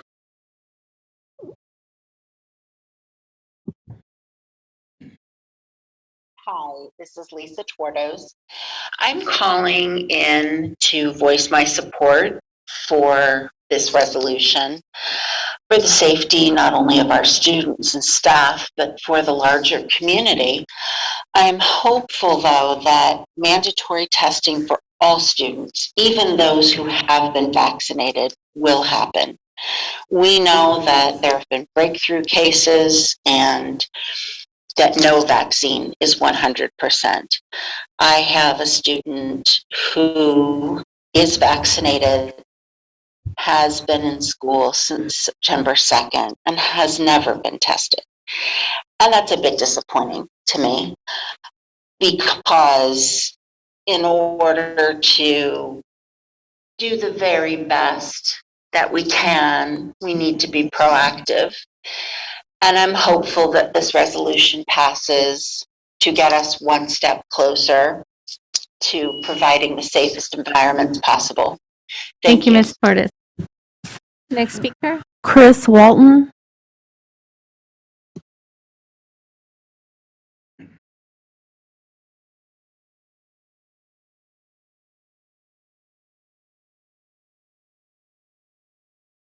Hello, I'm sorry. Can you hear me? Yes, we can. Go ahead, Mr. Walton. Yeah, thank you. I'll try and keep this brief because I made the mistake of talking already earlier, so I apologize for that. I'm a parent to a third grader in the district. We also have a 2-year-old. Basically, as a family, we take the pandemic incredibly seriously, and it's been incredibly upsetting to see the effect that this has had on our children and also other children in the area. Not being able to socialize, not being able to go and see each other, and so on and so forth. We urge the board to pass the resolution, although I don't think it goes far enough in terms of accountability. And I hope that you do so, that will provide us with a great deal more surety as our kids are in school, and also hopefully will protect our baby, our 2-year-old, against the possibility of catching COVID. Thank you very much for your time this evening. Thank you, Mr. Walton. Next speaker. Troy Flint.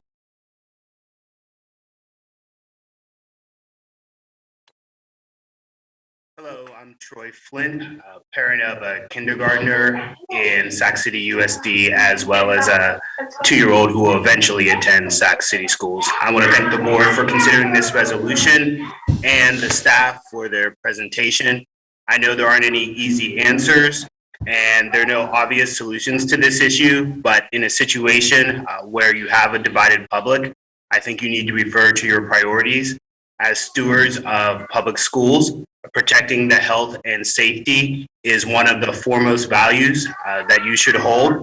And it's really a precondition for all the other values in the school district. Protecting the health and safety of students is necessary for academic learning and social growth. So I would ask you to take that into account. I think the other consideration you need to make is the greatest good for the greatest number. While there may be some people who would have valid arguments against a vaccine mandate, it's been clear from the presentation here today, as well as the overwhelming consensus of Thank you, Mr. science, Flint. If you can please wrap it up.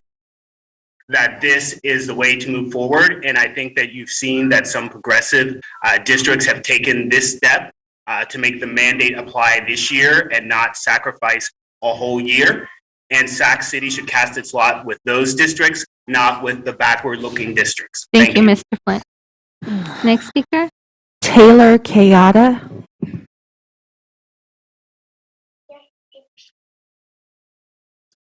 Hi, I live in Area 6, and my children are in TK in first grade. I wholeheartedly support a vaccine mandate for eligible students and all staff.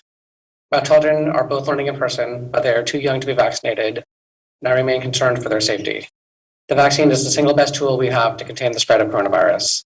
Masks and testing alone are not enough. One of my children came home from school with the sniffles, even with consistent mask use, so if that can get through, so can COVID. I'm also very concerned that as society continues to open and the masks come off, that the spread in our classrooms will intensify and cause quarantines. It's time to step up and take a firm stand to protect our children and prevent further disruptions to their education. Thank you. Thank you, Mr. Kayada. Next speaker.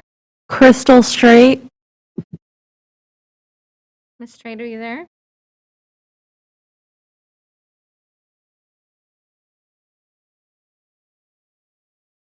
No, Ms. Strait is not there. Next speaker. Gianna Bittinger.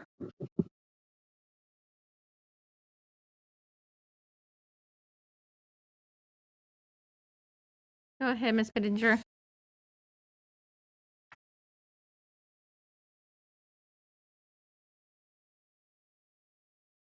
Oh, Ms. Bittinger, you're on mute. If you could please unmute yourself.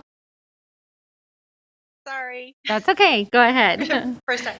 I'm the parent of a third grade student currently in independent study, speaking in support of the resolution. With students having endured a year and a half of distance and hybrid learning, followed by a cycle of quarantine for the current year, the district should do what it can to prioritize the quality and consistency of education. A vaccine mandate, along with mandatory testing for those with an exemption, will reduce the frequency of learning disruptions due to cases and exposures. After finishing the previous year in person, we moved to independent study given the uptick in breakthrough cases with Delta. And given that we have not received a teacher assignment yet, we're totally thrilled to rejoin in person once our child is vaccinated and mandatory testing is in place. Unfortunately, if we were to remain in independent study, we'd probably need to transition to homeschool because we can't continue.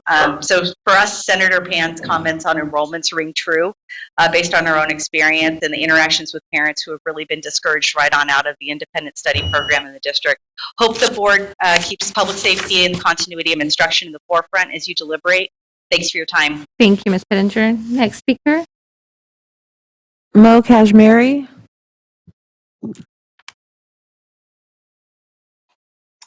Hi, Mo Kashmiri here. I'm speaking currently as the SEIU labor rep. I do want to say, this district has been affected by COVID. And, one of our bus attendants, drivers, Brenda Moore, died of COVID. We also have another bus driver that's currently in the hospital, still fighting for her life. And it isn't just a financial, the superintendent talked about this being a financial issue. But what I wish we had is that we had a superintendent that fought for us to get the funds that we need for the district that our kids deserve.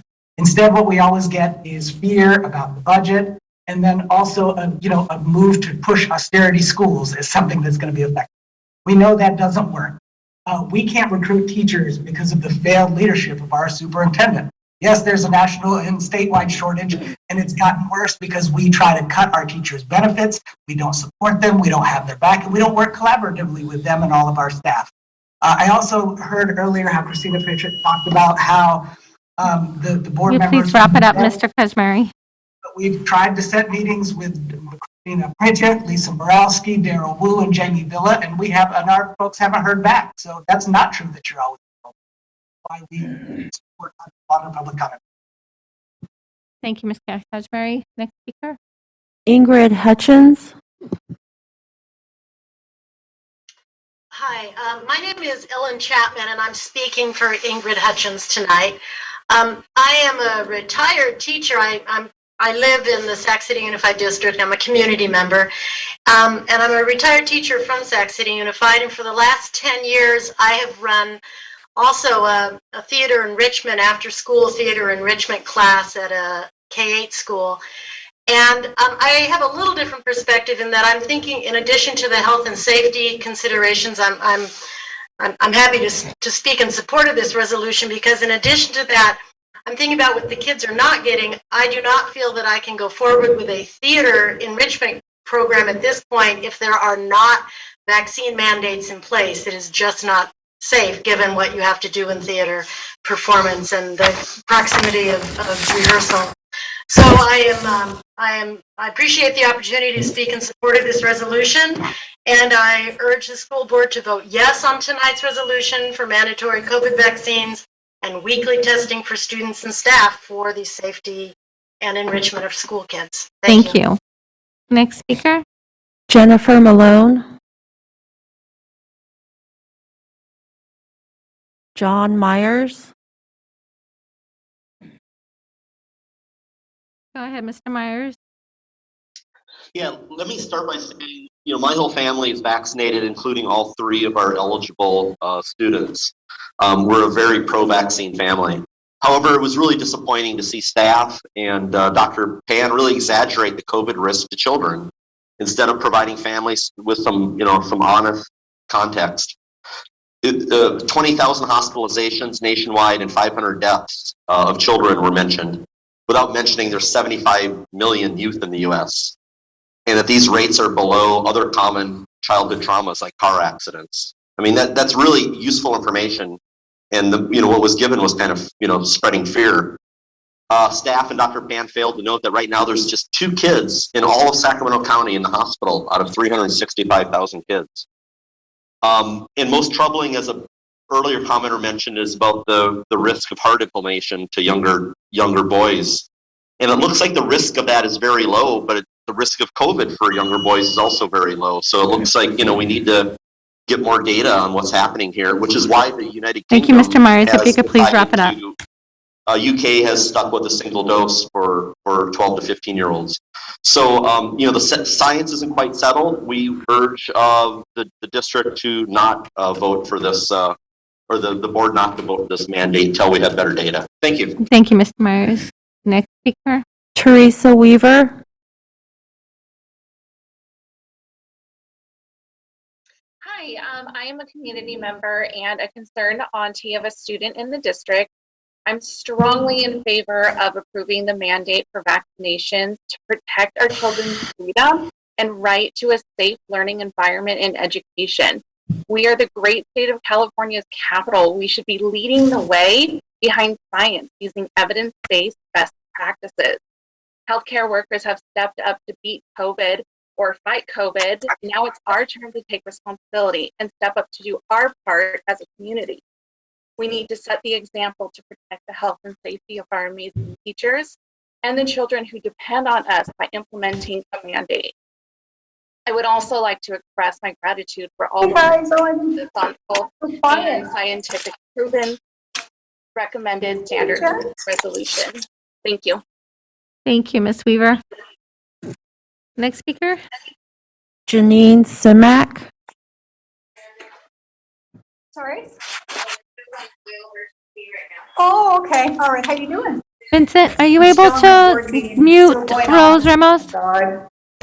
Rose, we can hear you. If you can mute yourself. There you go. Okay, perfect. Thank you.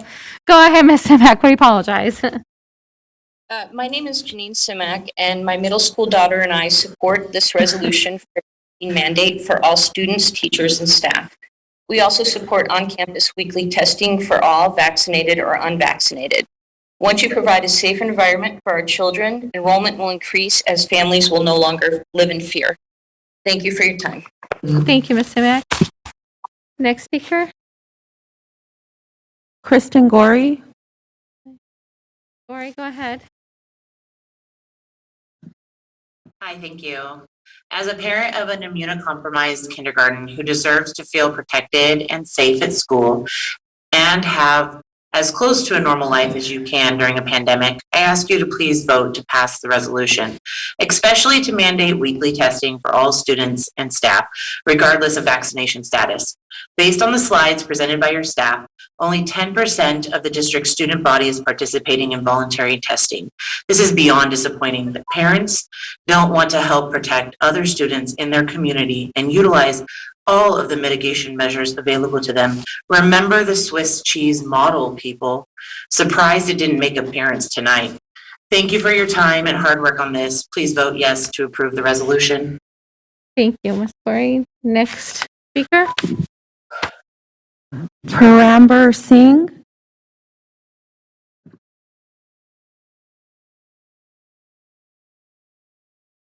Sarah Goller.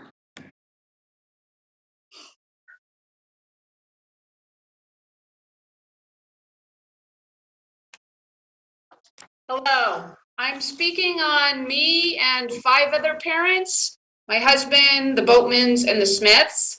Hey, you get 5 minutes, Ms. Fuller. Go ahead. Great. To even consider a vaccine mandate for students is sheer tyranny. There is absolutely no reason to vaccinate students. Ages 0 to 18 have a survival rate from COVID of 99.997%. I'll just say that I'm sorry those other parents are so misinformed, unfortunately. The COVID vaccine is under emergency use authorization. The FDA did not approve the shot being used now. It got an approval on an application for a future vaccine. That was a lie by mainstream media. Let me reiterate, the shot does not prevent infection or transmission. Neither do masks. 37 kids have died in California since January 2020. That registers as 0% of the cases in that age group. 477 kids in America died from the flu in 2018 to 2019, and we didn't mandate flu vaccines, and we didn't test. The tests are a waste of time and money. Any viral load is possible of being tested as positive. For instance, the common cold. Even the FDA has recalled the PCR tests, which were never created to be used as a diagnostic tool in the first place. And I will say that I did say last meeting, Dr. Fulmick and his team proved in their case against the CDC that the shot violates all 10 of the Nuremberg codes. So remember, for instance, I can't say them all, but number 4, it should be so conducted as to avoid all unnecessary physical and mental suffering and injury. Yet thousands of deaths and over 250,000 adverse events have occurred from this shot. These mandates go against our inalienable rights and our rights as Americans under the Constitution. There are Americans 6 feet under that fought for our republic to have freedom, and these plans attempt to disgrace and decimate that sacrifice. Parents should have the right to choose what they want best for their children's health. It should be not mandated by anybody. That is our right as parents. And Dr. Pan, I'm sorry, all your numbers are completely misrepresented. And flu vaccine with a COVID vaccine at the same time, Mrs. Flores, I'm sorry, there have been no studies done on that, okay? And just recently, a leaked document from the DOD showed 60% of COVID cases are people that are fully vaccinated.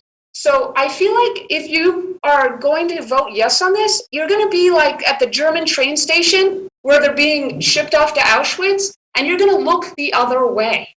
Because this is how many people have the possibility of being injured, okay? And we do know that kids are at a higher risk of injury from the vaccine than from the disease itself, all right? So I'm vehemently voting no on this mandate. Thank you, Ms. Scholar. Next speaker. Crystal Straight.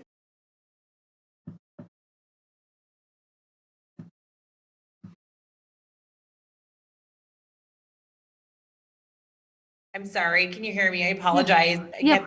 Missing my cue. That's okay. Go ahead. I'm a parent here in Sacramento for a first grader who is not able to be immunized right now because of his age, and we go to school every day worried about what is going to happen. I do want to say I appreciate how much testing he is getting, but we need more protection than that. So I appreciate the first step being made today. I also just really want to call out and hope you hear how many parents, and I've been listening to these conversations all over the state, and it's amazing how many parents have shown up today to make sure that you hear how strongly we need protections for our kids so that they can stay in school learning safely. So thank you so much. Thank you, Ms. Straight. Next speaker. Kelly Stout.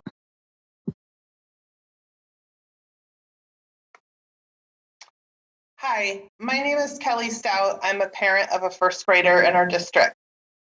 I ask the district to please stop the trend of punishing the people following the science like the whole world has done throughout the pandemic. We have a safe and effective vaccine that will allow students to attend school in a safe and productive environment. Make the people who refuse to follow the science stay home. Kids can continue to learn through independent study, and unvaccinated teachers can be their independent study teachers. Kids continue to be the victim in this pandemic. Time after time throughout, the district has put their own priorities in front of our kids. Do the right thing, bring enrollment back to our district, mandatory weekly testing, and mandate vaccines. Please vote yes on the resolution. Thank you, Ms. Stout. Next speaker. David Fisher.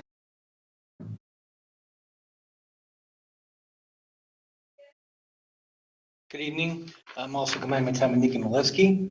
On September 22nd. You got, all right, hold on, Mr. Fisher, you got 2 minutes. Go ahead. Okay. On September 22nd, SETA, we made a comprehensive proposal to the district that would mandate vaccinations for all students and staff. Our updated proposal we made early in August that would require the district to provide mandatory testing of all students and staff, regardless of vaccination status. While we are pleased this resolution has come forward, since the pandemic emerged in March 2020, Sac City, under the superintendent leadership, has stalled and delayed taking steps to protect students and staff. Some few examples. When other school districts prudently transitioned to distance learning, Sac City delayed. When other school districts allowed their central staff to work from home, the superintendent required classified staff to continue to work at the Cerner Center, forcing staff to take collective action to protect their health and well-being. When other school districts worked to ensure the school sites had proper ventilation and filtration, the superintendent and the district wasted $6 million on useless, unproven air purifiers that now sit in some unused Sac City warehouse. When other school districts created virtual learning academies in the spring of 2021 to anticipate the needs of students who may not be able to return to in-person instruction, especially students with disabilities, the superintendent and the district's bargaining team just simply ignored the recommendations from SETA to do the same. By the way, the establishment of a viable independent study program is even more urgent now before vaccinations can be mandated successfully. When other school districts have addressed the shortage of certificated staff and classified staff by offering wage increases, bonuses, and other incentives, Sac City is demanding a $750 cut in wages. And by the way, other districts certainly didn't needlessly lay off hundreds of certificated staff during a national teacher shortage. Always forget to mention that. Several other school districts in the state, as you know, have chosen to lead on this. It's time for the school board to do the same. Thank you. Thank you. Next speaker. Jennifer Baker.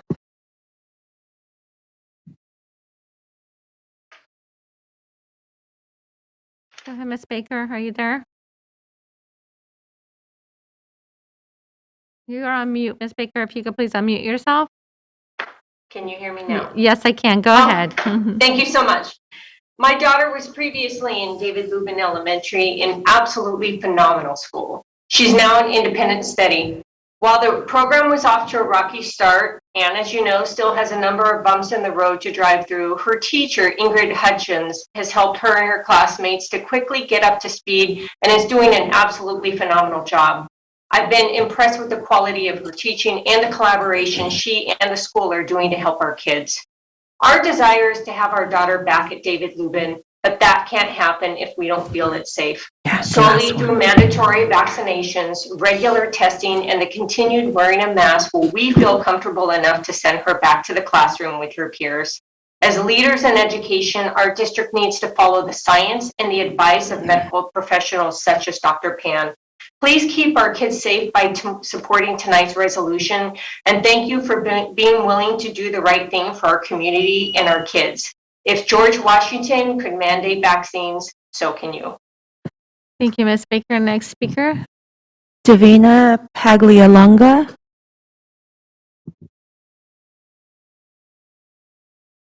You're on mute. If you could please unmute yourself.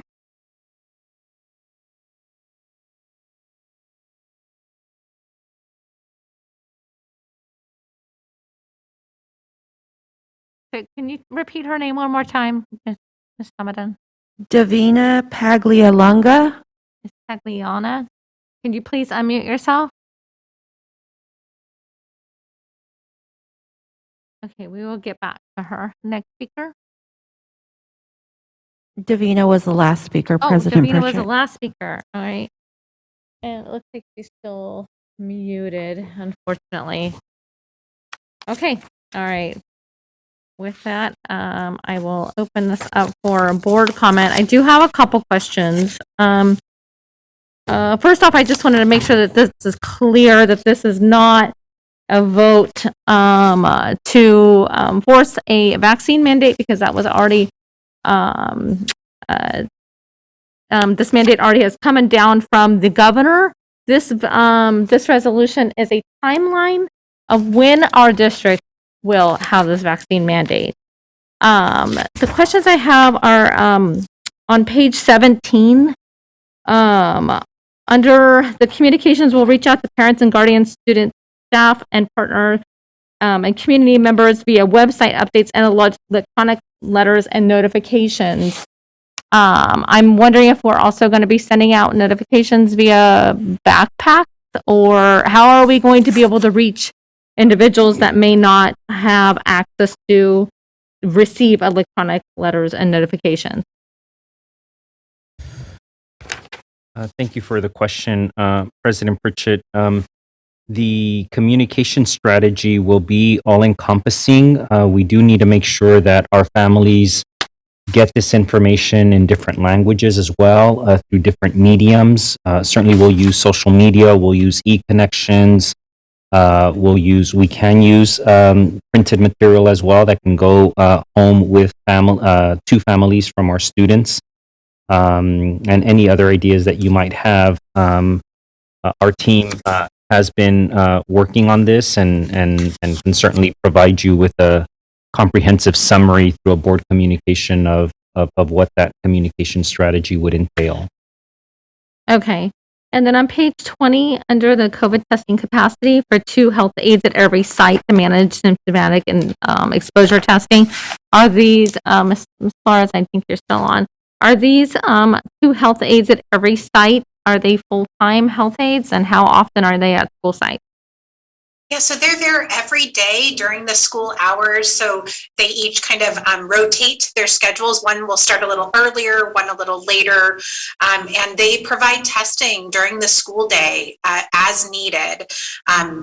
If anyone's symptomatic or becomes symptomatic or has an exposure, whether it happened at the school or they learn about it later, staff as well as any other partners that are on those campuses. So our expanded learning partners, they all can avail themselves of that COVID testing.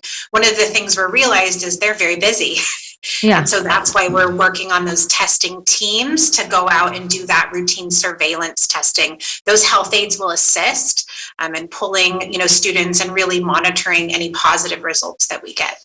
Okay, and so if this resolution is passed, or a form of this resolution is passed, are those health aides available to sign off on personal exemptions? We're going to be developing a whole process for that, similar to what we're doing for staff as well. And so, yes, if we have a role for them to assist, we know that there'll be families who are going to need probably some technical assistance, and we've been thinking through those processes. Yeah, and not just that, I want to make sure that it's very accessible for families. If I think of like in my area, if I have a family that's in Rancho Cordova, if we said that they had to come to the Cerna Center, that would be like 3 bus rides to get here, which can be very expensive for families, as you can imagine. All right, and then I have one more question. I'll get to my board because I still have a lot more, but I want to hear from my colleagues as well. On page 35,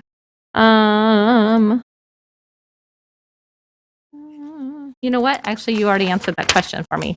It was about the exemptions. All right, perfect. All right, we will get to our board, and then I have some other things. Member Morowski? Sure. Thank you so much, President Pritchett, and thanks so much to staff across the district who have put together this very thoughtful and comprehensive proposal. Just right off the bat, I want to say, Victoria Flores, you're my hero, and thank you for all you're doing and all you have done for us and for our kids. My kids are 8 and 10 and look very much forward to getting vaccinated, hopefully very soon. So we are excited to be part of not just protecting themselves, but protecting their community.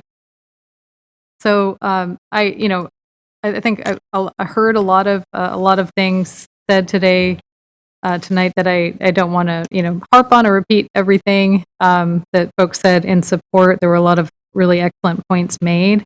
We did also hear some misinformation, so I think it's just very important to kind of correct the record on a couple of things, and important for our community to know where we stand on this. So, to my mind, our public schools already mandate a large number of vaccines for communicable disease, to protect our children, and to stop transmission. COVID-19, adding that to the list is kind of a no-brainer for me. We have a safe and effective vaccine, and there is a pandemic that is still kind of raging through our communities. Millions of kids who have already received this vaccine all over the country, all over the world. There were some comments made today about the risks of the vaccine versus the risks of COVID. There was some misinformation shared about that. So I just want to reiterate and draw your attention to, I think, the comments from Dr. Bloomberg, who is the pediatric infectious disease doctor at UC Davis, who talks about the vaccine side effect versus COVID. And he says, I've heard concerns about vaccine side effects, including the rare occurrence of heart inflammation, etc. This is incredibly rare. And in fact, the risk of myocarditis, which is one of the heart conditions, the risk is much higher for unvaccinated children who may get myocarditis from the COVID-19 infection compared to the risk of vaccination. For any parent concerned about myocarditis, vaccinating their child is the best way to protect them. So just want to emphasize that the risk of COVID itself, we know the science has proved that it's far greater than the very, very small risk of the vaccine. So just a couple other things that I think are important. There's zero risk of catching COVID-19 from the vaccine. All it does is train our bodies how to fight the disease. Universal vaccines will let us relax a lot of the other restrictions that we have been forced to put into place to keep our kids safe. So the sooner we can get there, the sooner we can get back to normal and have, dances and field trips and events and things, because we'll have that extra layer of safety. Students can skip quarantine. That was a point that was made. That is really, really important. We've had enough disruption.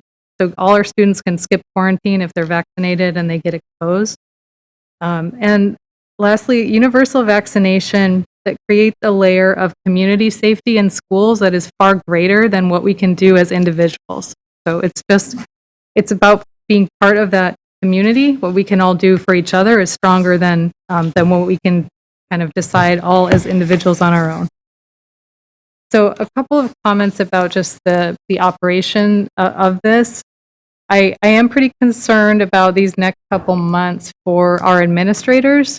I know, that our schools have been very burdened by, the contact tracing and the managing quarantines and all of those things. And I think those things are going to get much, much, much better once we get through to the other side of this and have the vast majority of our students vaccinated. But over these next few weeks, I think they will be pretty challenged to respond to kind of cover all of the COVID related things and all processing these vaccination, just operationalizing this. So I just want to really encourage the superintendent to do everything we can to provide as much support, on a short-term basis as possible to help just get through, all of those operational challenges. I would also like to request just reporting back to the board, regularly as we get towards the November 30th date, just to keep us updated on, on some of more of the operational details of what's happening and where we are. I have one question I wanted to ask, if just to confirm on the operational side, are we talking about by November 30th having a full vaccination by November 30th? So either if the second dose of a 2-shot series or the first dose of a 1-shot series? So I don't know if that's a question for maybe Ms. Flores. Yeah, so our benchmark by November 30th was at least 1 dose because we know you're then on the pathway Oh, okay. to getting that second dose. And we can track that, right? If you've submitted your first dose by then, we'll reach out, we'll do that outreach. And we don't want to be punitive, right? If something has gone on in getting that second dose, we're going to help those families navigate those situations. So that's why we said first or second. Oh, I see. Okay. So it's just at least 1 dose by November 30th. Preferably the second if you can get in there early enough. But okay, no, thank you for that clarification. That's important to know. So we just have kind of one date to think about. Okay. Well, I mean, I think this whole this pandemic era, it's really an era. It's not a point in time. It's gone on for far too long already, and it's been horrible for our kids. It's resulted in this disruption and declines of, their skills and their relationships and routines and everything. And I just feel like, to my fellow board members, that we have the power now to make this stop in our schools and to get to just a whole nother level where we can get through this. So this is the moment when we need to come together and use that power to keep our kids safe. So thank you so much. Thank you, Member Morowski. Can I ask what our legal authority on emergency use authorization is?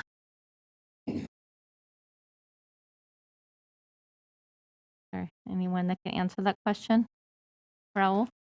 Well, I guess that might be to me, President Pritchett. I'm not really sure in terms of what you're asking for there. The vaccine has been provided emergency use authorization, so it can be taken by children and people in those age groups. So I don't know what else I could. I guess what I'm asking is if we have a legal authority to mandate a vaccination that is still an emergency use authorization. Yeah, I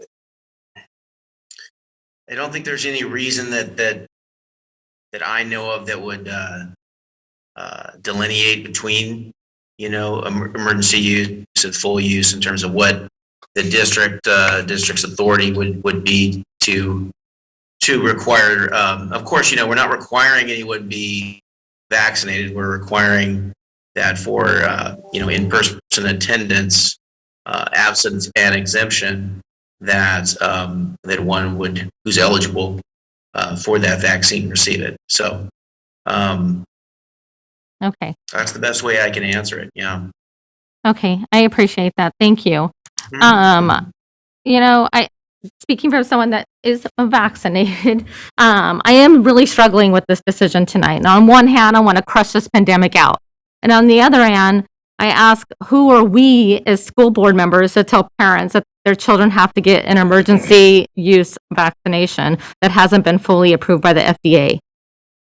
History should have taught us a long time ago that when you force Americans to do something, there's usually great pushback. I also do feel that we're not taking into considerations the other precautions that were presented by the superintendent, like our independent study program that needs some serious help.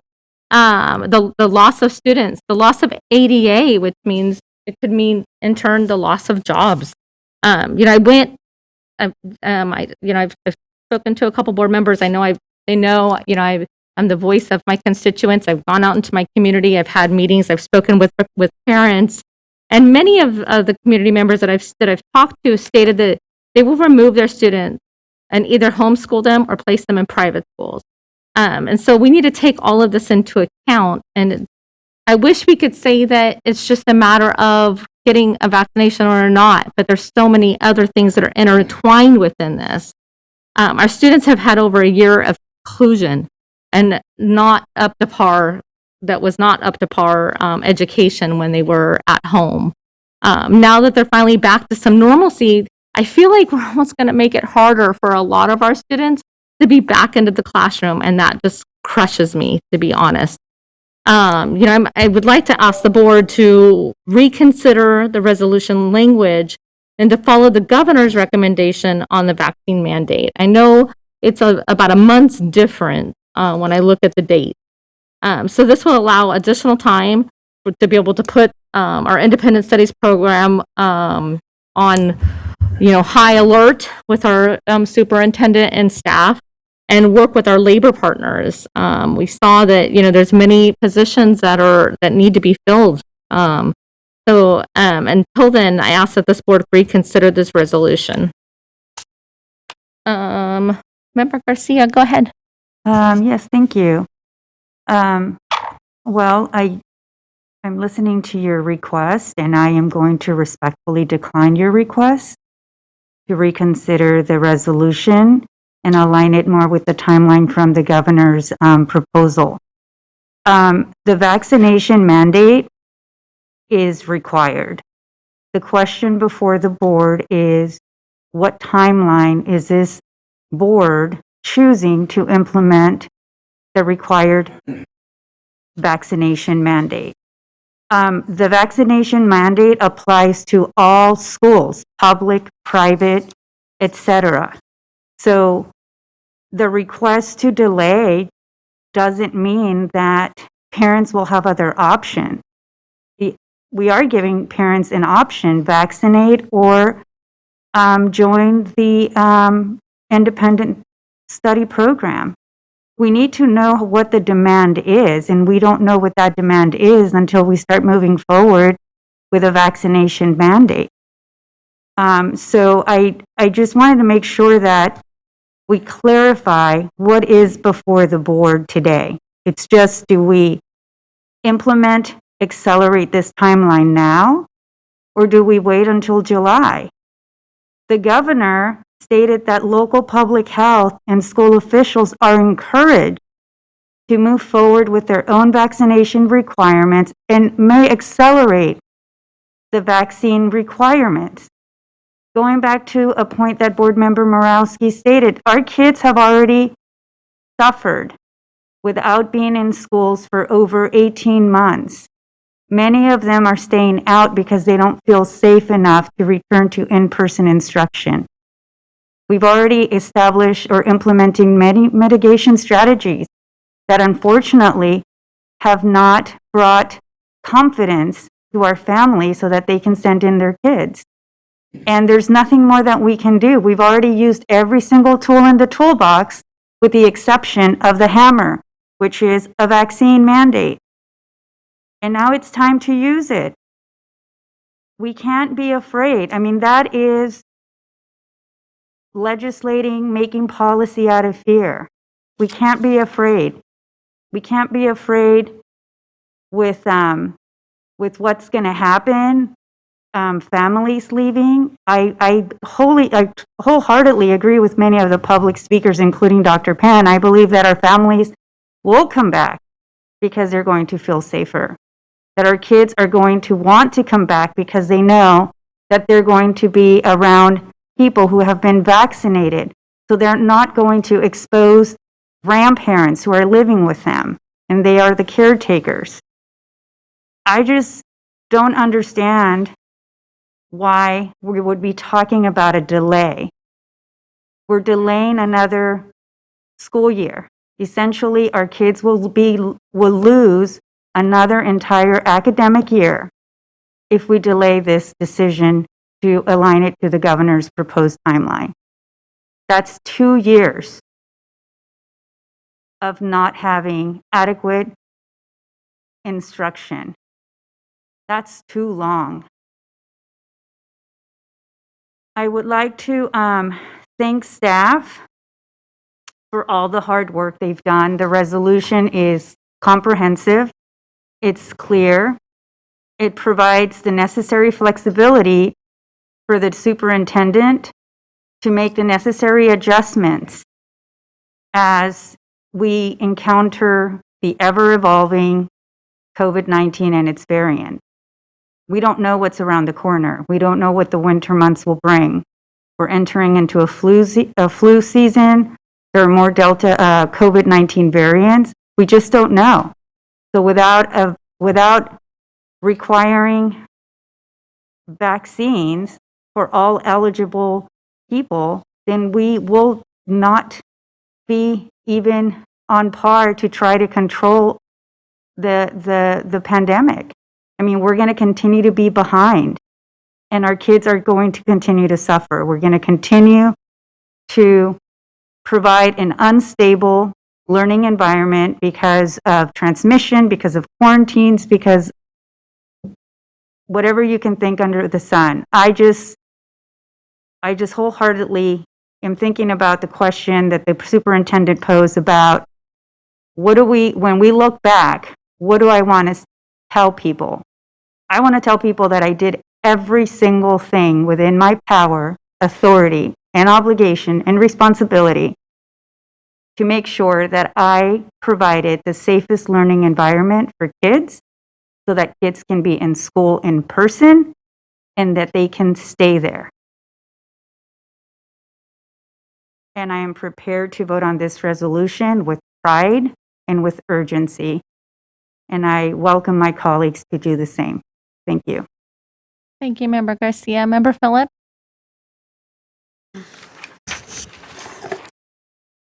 Guess I should move my camera over here too. I just want to make sure that we remember who the marginalized are and who's going to be affected by the mandate, and our resolution to somewhat enforce that mandate. Marginalized isn't necessarily just your Black and brown folks. This is our students receiving special education services, our LGBTQIA plus community. You name it, they're out there. And I really feel that the mandate is something that we should be following. I don't have an issue with that, but I just want to make sure that we recognize that there are other folks who are still going to be not left out, but are going to be put in a position where they would have to seek information in order to get things done. So, basically we're leaving folks out reading this report and reading what, the PowerPoint. If you don't use snail mail, just like, Madam President said, if you're not stapling them to the kids' backpacks, whatever you have to do to get that information home, we have to really focus on the fact that we are, again, ignoring the marginalized. Those who are in the position to mandate immunization have to exercise their ability to accept humility. I don't think that we touch on humility enough. But I will speak specifically for, poor and marginalized Black and brown folks. We're going to continue to be left out and what feels to me to be ignored with respect to those who are working diligently to actualize our processes. I do understand that. But to Trustee Garcia's point, grandparents, y'all know we got families that live in a house, and you have 2 or 3 families that live in one house together. Grandma's there, grandpa's there, aunties, uncles, babies, people who may not be able to get immunized or get the vaccination. So I know we're doing the best that we can by making sure that we are upholding what's been sent down from the Capitol. I don't have an issue with voting yes for this. I just want to make sure that we recognize as a district that we got to stop ignoring folks. We have to start making sure that we are paying attention to everyone who's going to be touched by this. And, when we look at immunization clinics, or we have them at Hiram, we have them everywhere. I'm going to say it again. I don't have a middle school in my area. I do have a continuation school. Can we come across and make some kind of way to have clinics at a smaller venue? Because you could hit Oak Park, you could hit South Oak Park, North Oak Park, you could hit us all if you actually came to that area. So, this is fantastic. This is a great resolution, with the exception of the fact that there are people who are going to pull their kids out. We need to be comfortable with the fact that they're going to pull their kids out.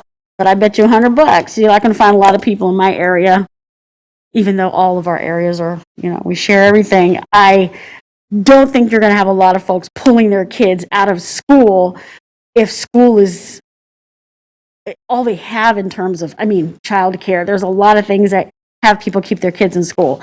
I don't see someone who works 2 jobs taking off from one job to homeschool their children. I don't see it happening. So I think we need to make sure that we are being more inclusive for everyone who's going to be affected by this. I can't say it any stronger than that. We need to accept our humility.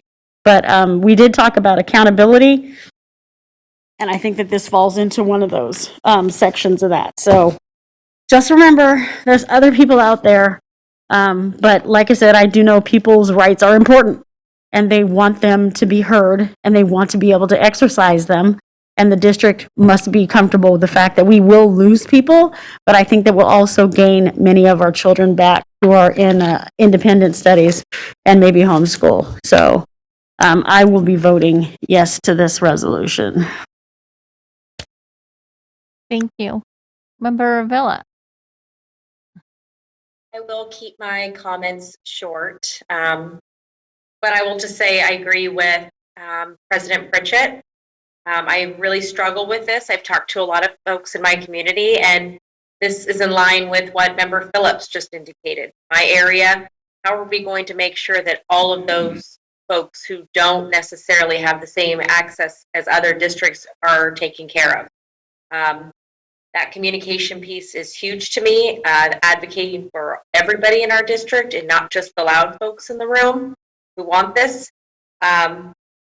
I'm really struggling with, again, I know it's come down from the Capitol, as Member Phillips had said, but it's hard for me to say that I'm going to make that decision for other folks. I am concerned about the staffing issue of independent study. You know, we're rolling this out pretty quick, and this is just going to create, I understand, you know, that we need to do this, but also how are we going to, how are our staff, how can we support them? There's already so much on their plate. It really concerns me that we're going to be adding this very heavy load to them of, you know, making sure that they are verifying vaccination for all of our students, well, excuse me, the students and staff that are eligible. Like I said, what President Pritchett said, I agreeing with that. What Member Phillips said, exactly how I feel. I'll leave it at that, and if anybody else has any more to say, this is a hard one, but our kids have just been through so much, and our families have been through so much. Thank you, Member Villa. Do we have any other, or Member Rhodes? Okay.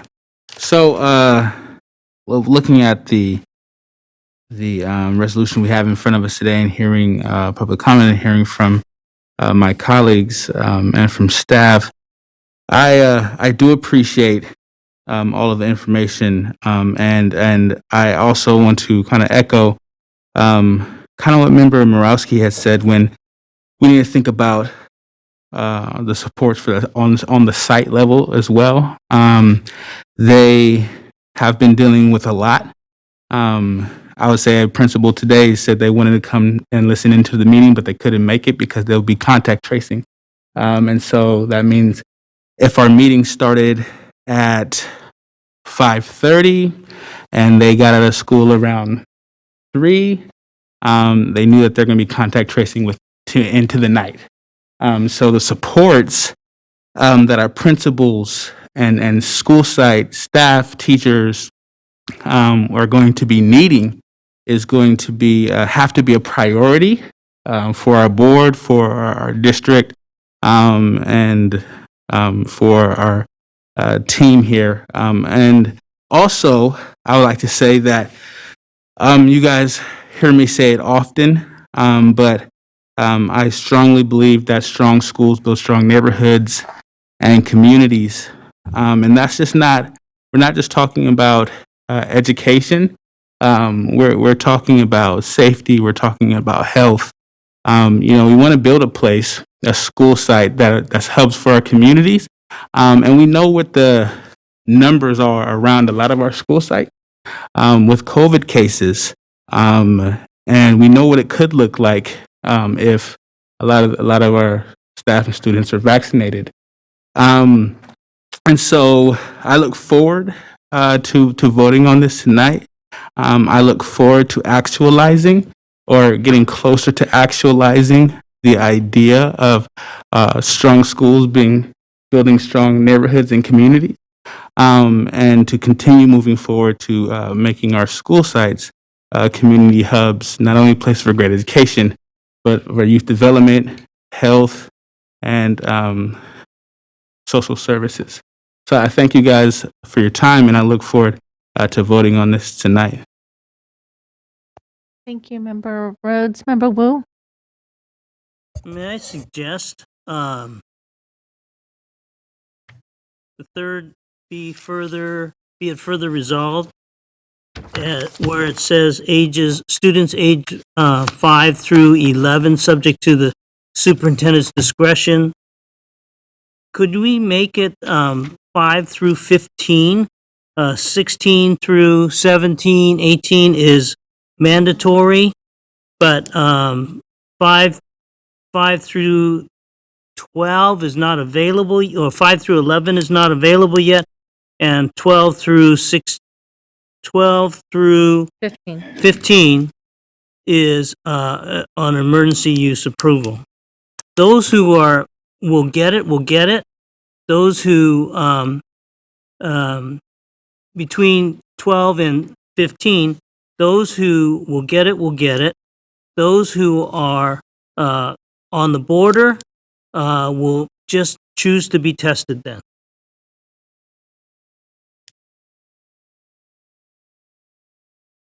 Member Wu, are you putting a motion on the table for this? Or Yes. okay, so your motion is to approve the resolution with the change of 5 through 15. 5 through 15. He asked. Yeah. All right. Do I have a second? Yes. All right. We are open for discussion. Member Morosky? Well, on on this particular motion, I appreciate the point you raised, Vice President Wu. Couple of things I would want to bring to the table on that. I have I have investigated this issue a bit because I had the same kind of question, right? Of what does emergency use authorization mean versus full approval. There is no one I could find in terms of like epidemiologists, medical professionals, American Academy of Pediatrics, all of the, kind of the people who you would look to for such a recommendation. None of them have concerns about safety or efficacy for the emergency use authorization. In fact, as the presentation references, the AAP recommends 12 and up. I believe CDC recommends 12 and up. That is more of a administrative process. It's not a question of whether the vaccine is safe and efficacious. And another thing that I would say about that is ages 12 through 15, say, for whom it's available now, millions of kids have already gotten vaccinated in that age range. So, and we haven't seen a lot of, high number of issues or anything. So I just, I understand that the terminology may raise some concerns. But I guess I would also put that we are in a public health emergency, right? And it is authorized for that purpose. We do have full approval for measles and other vaccines that have been around for a while. Those diseases are not front and center, like threatening our students' academic and life and their health. We are still in an emergency, so that's what I would bring to the table on that. And so I would really just strongly recommend and ask my board members to support the the resolution just as it is. And it does allow for a personal belief exemption. If someone does feel strongly that they don't want it, it does already allow for that. It does allow a lot of discretion at the administrative level with the superintendent to be flexible to respond to changing circumstances. So that would be my my recommendation. Oh, do we have any other board discussion on the motion on the table? Did you want to talk again, member? Okay. All right. And I do want to make something very clear that I am not against the vaccination. I don't want that. I don't want the community to think that that is the case. As I said, I am vaccinated by choice. What I'm asking for is more time to implement for our students. But we do have a motion on the table, and we have a second. And the superintendent, can I please take roll?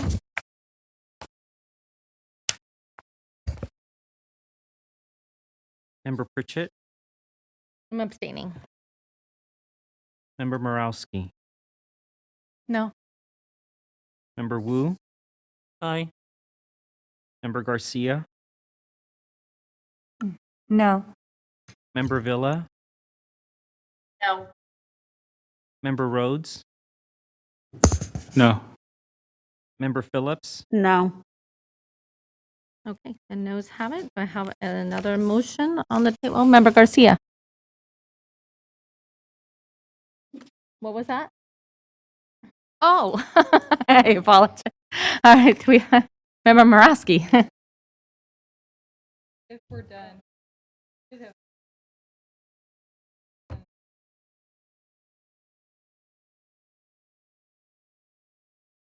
Mm-hmm. So I just wanted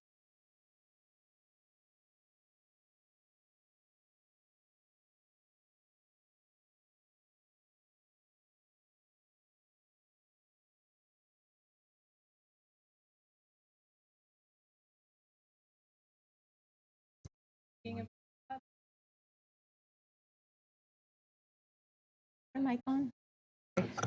Oh, so sorry. So sorry. I was just saying. all over Yeah, I know. I'm sorry. I'm sorry.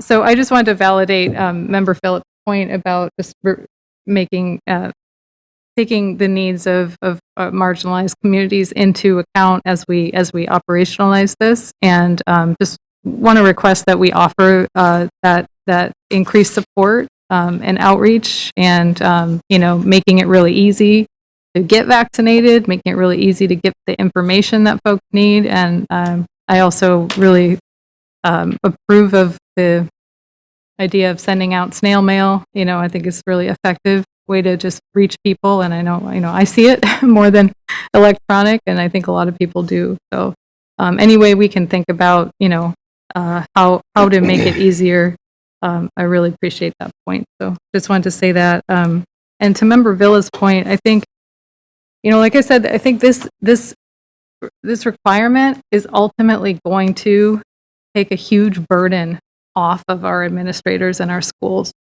I truly, truly believe that, because it is going to make us so much more safe. It is going to have so much less COVID and quarantines and tracking and all of that stuff. Like it's this kind of wonderful place to get to, right? I know these like few weeks are going to be hard with the extra work, but I think it's one of those things that will be so worth it once we get through it.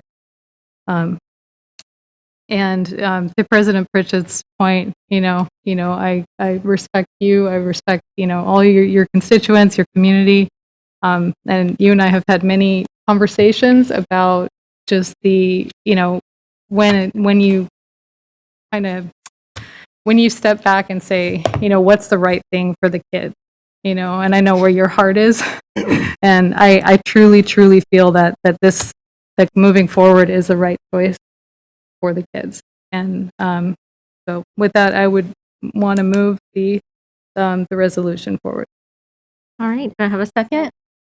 All right, I have a motion and a second on the table. And Superintendent, roll call. Member Pritchett, Abstaining. Member Morowski. Aye. Member Wu, Member Garcia, Member Villa, Aye. Member Rhodes, Aye. Member Phillips. Yes. All right, motion passes. Thank you, board, and thank you for the good dialogue. All right, with that, we're at 5.0 adjournment. I got a motion to adjourn. Can I get a second? All in favor, say aye. Aye. All right, have a great night. Meeting adjourned.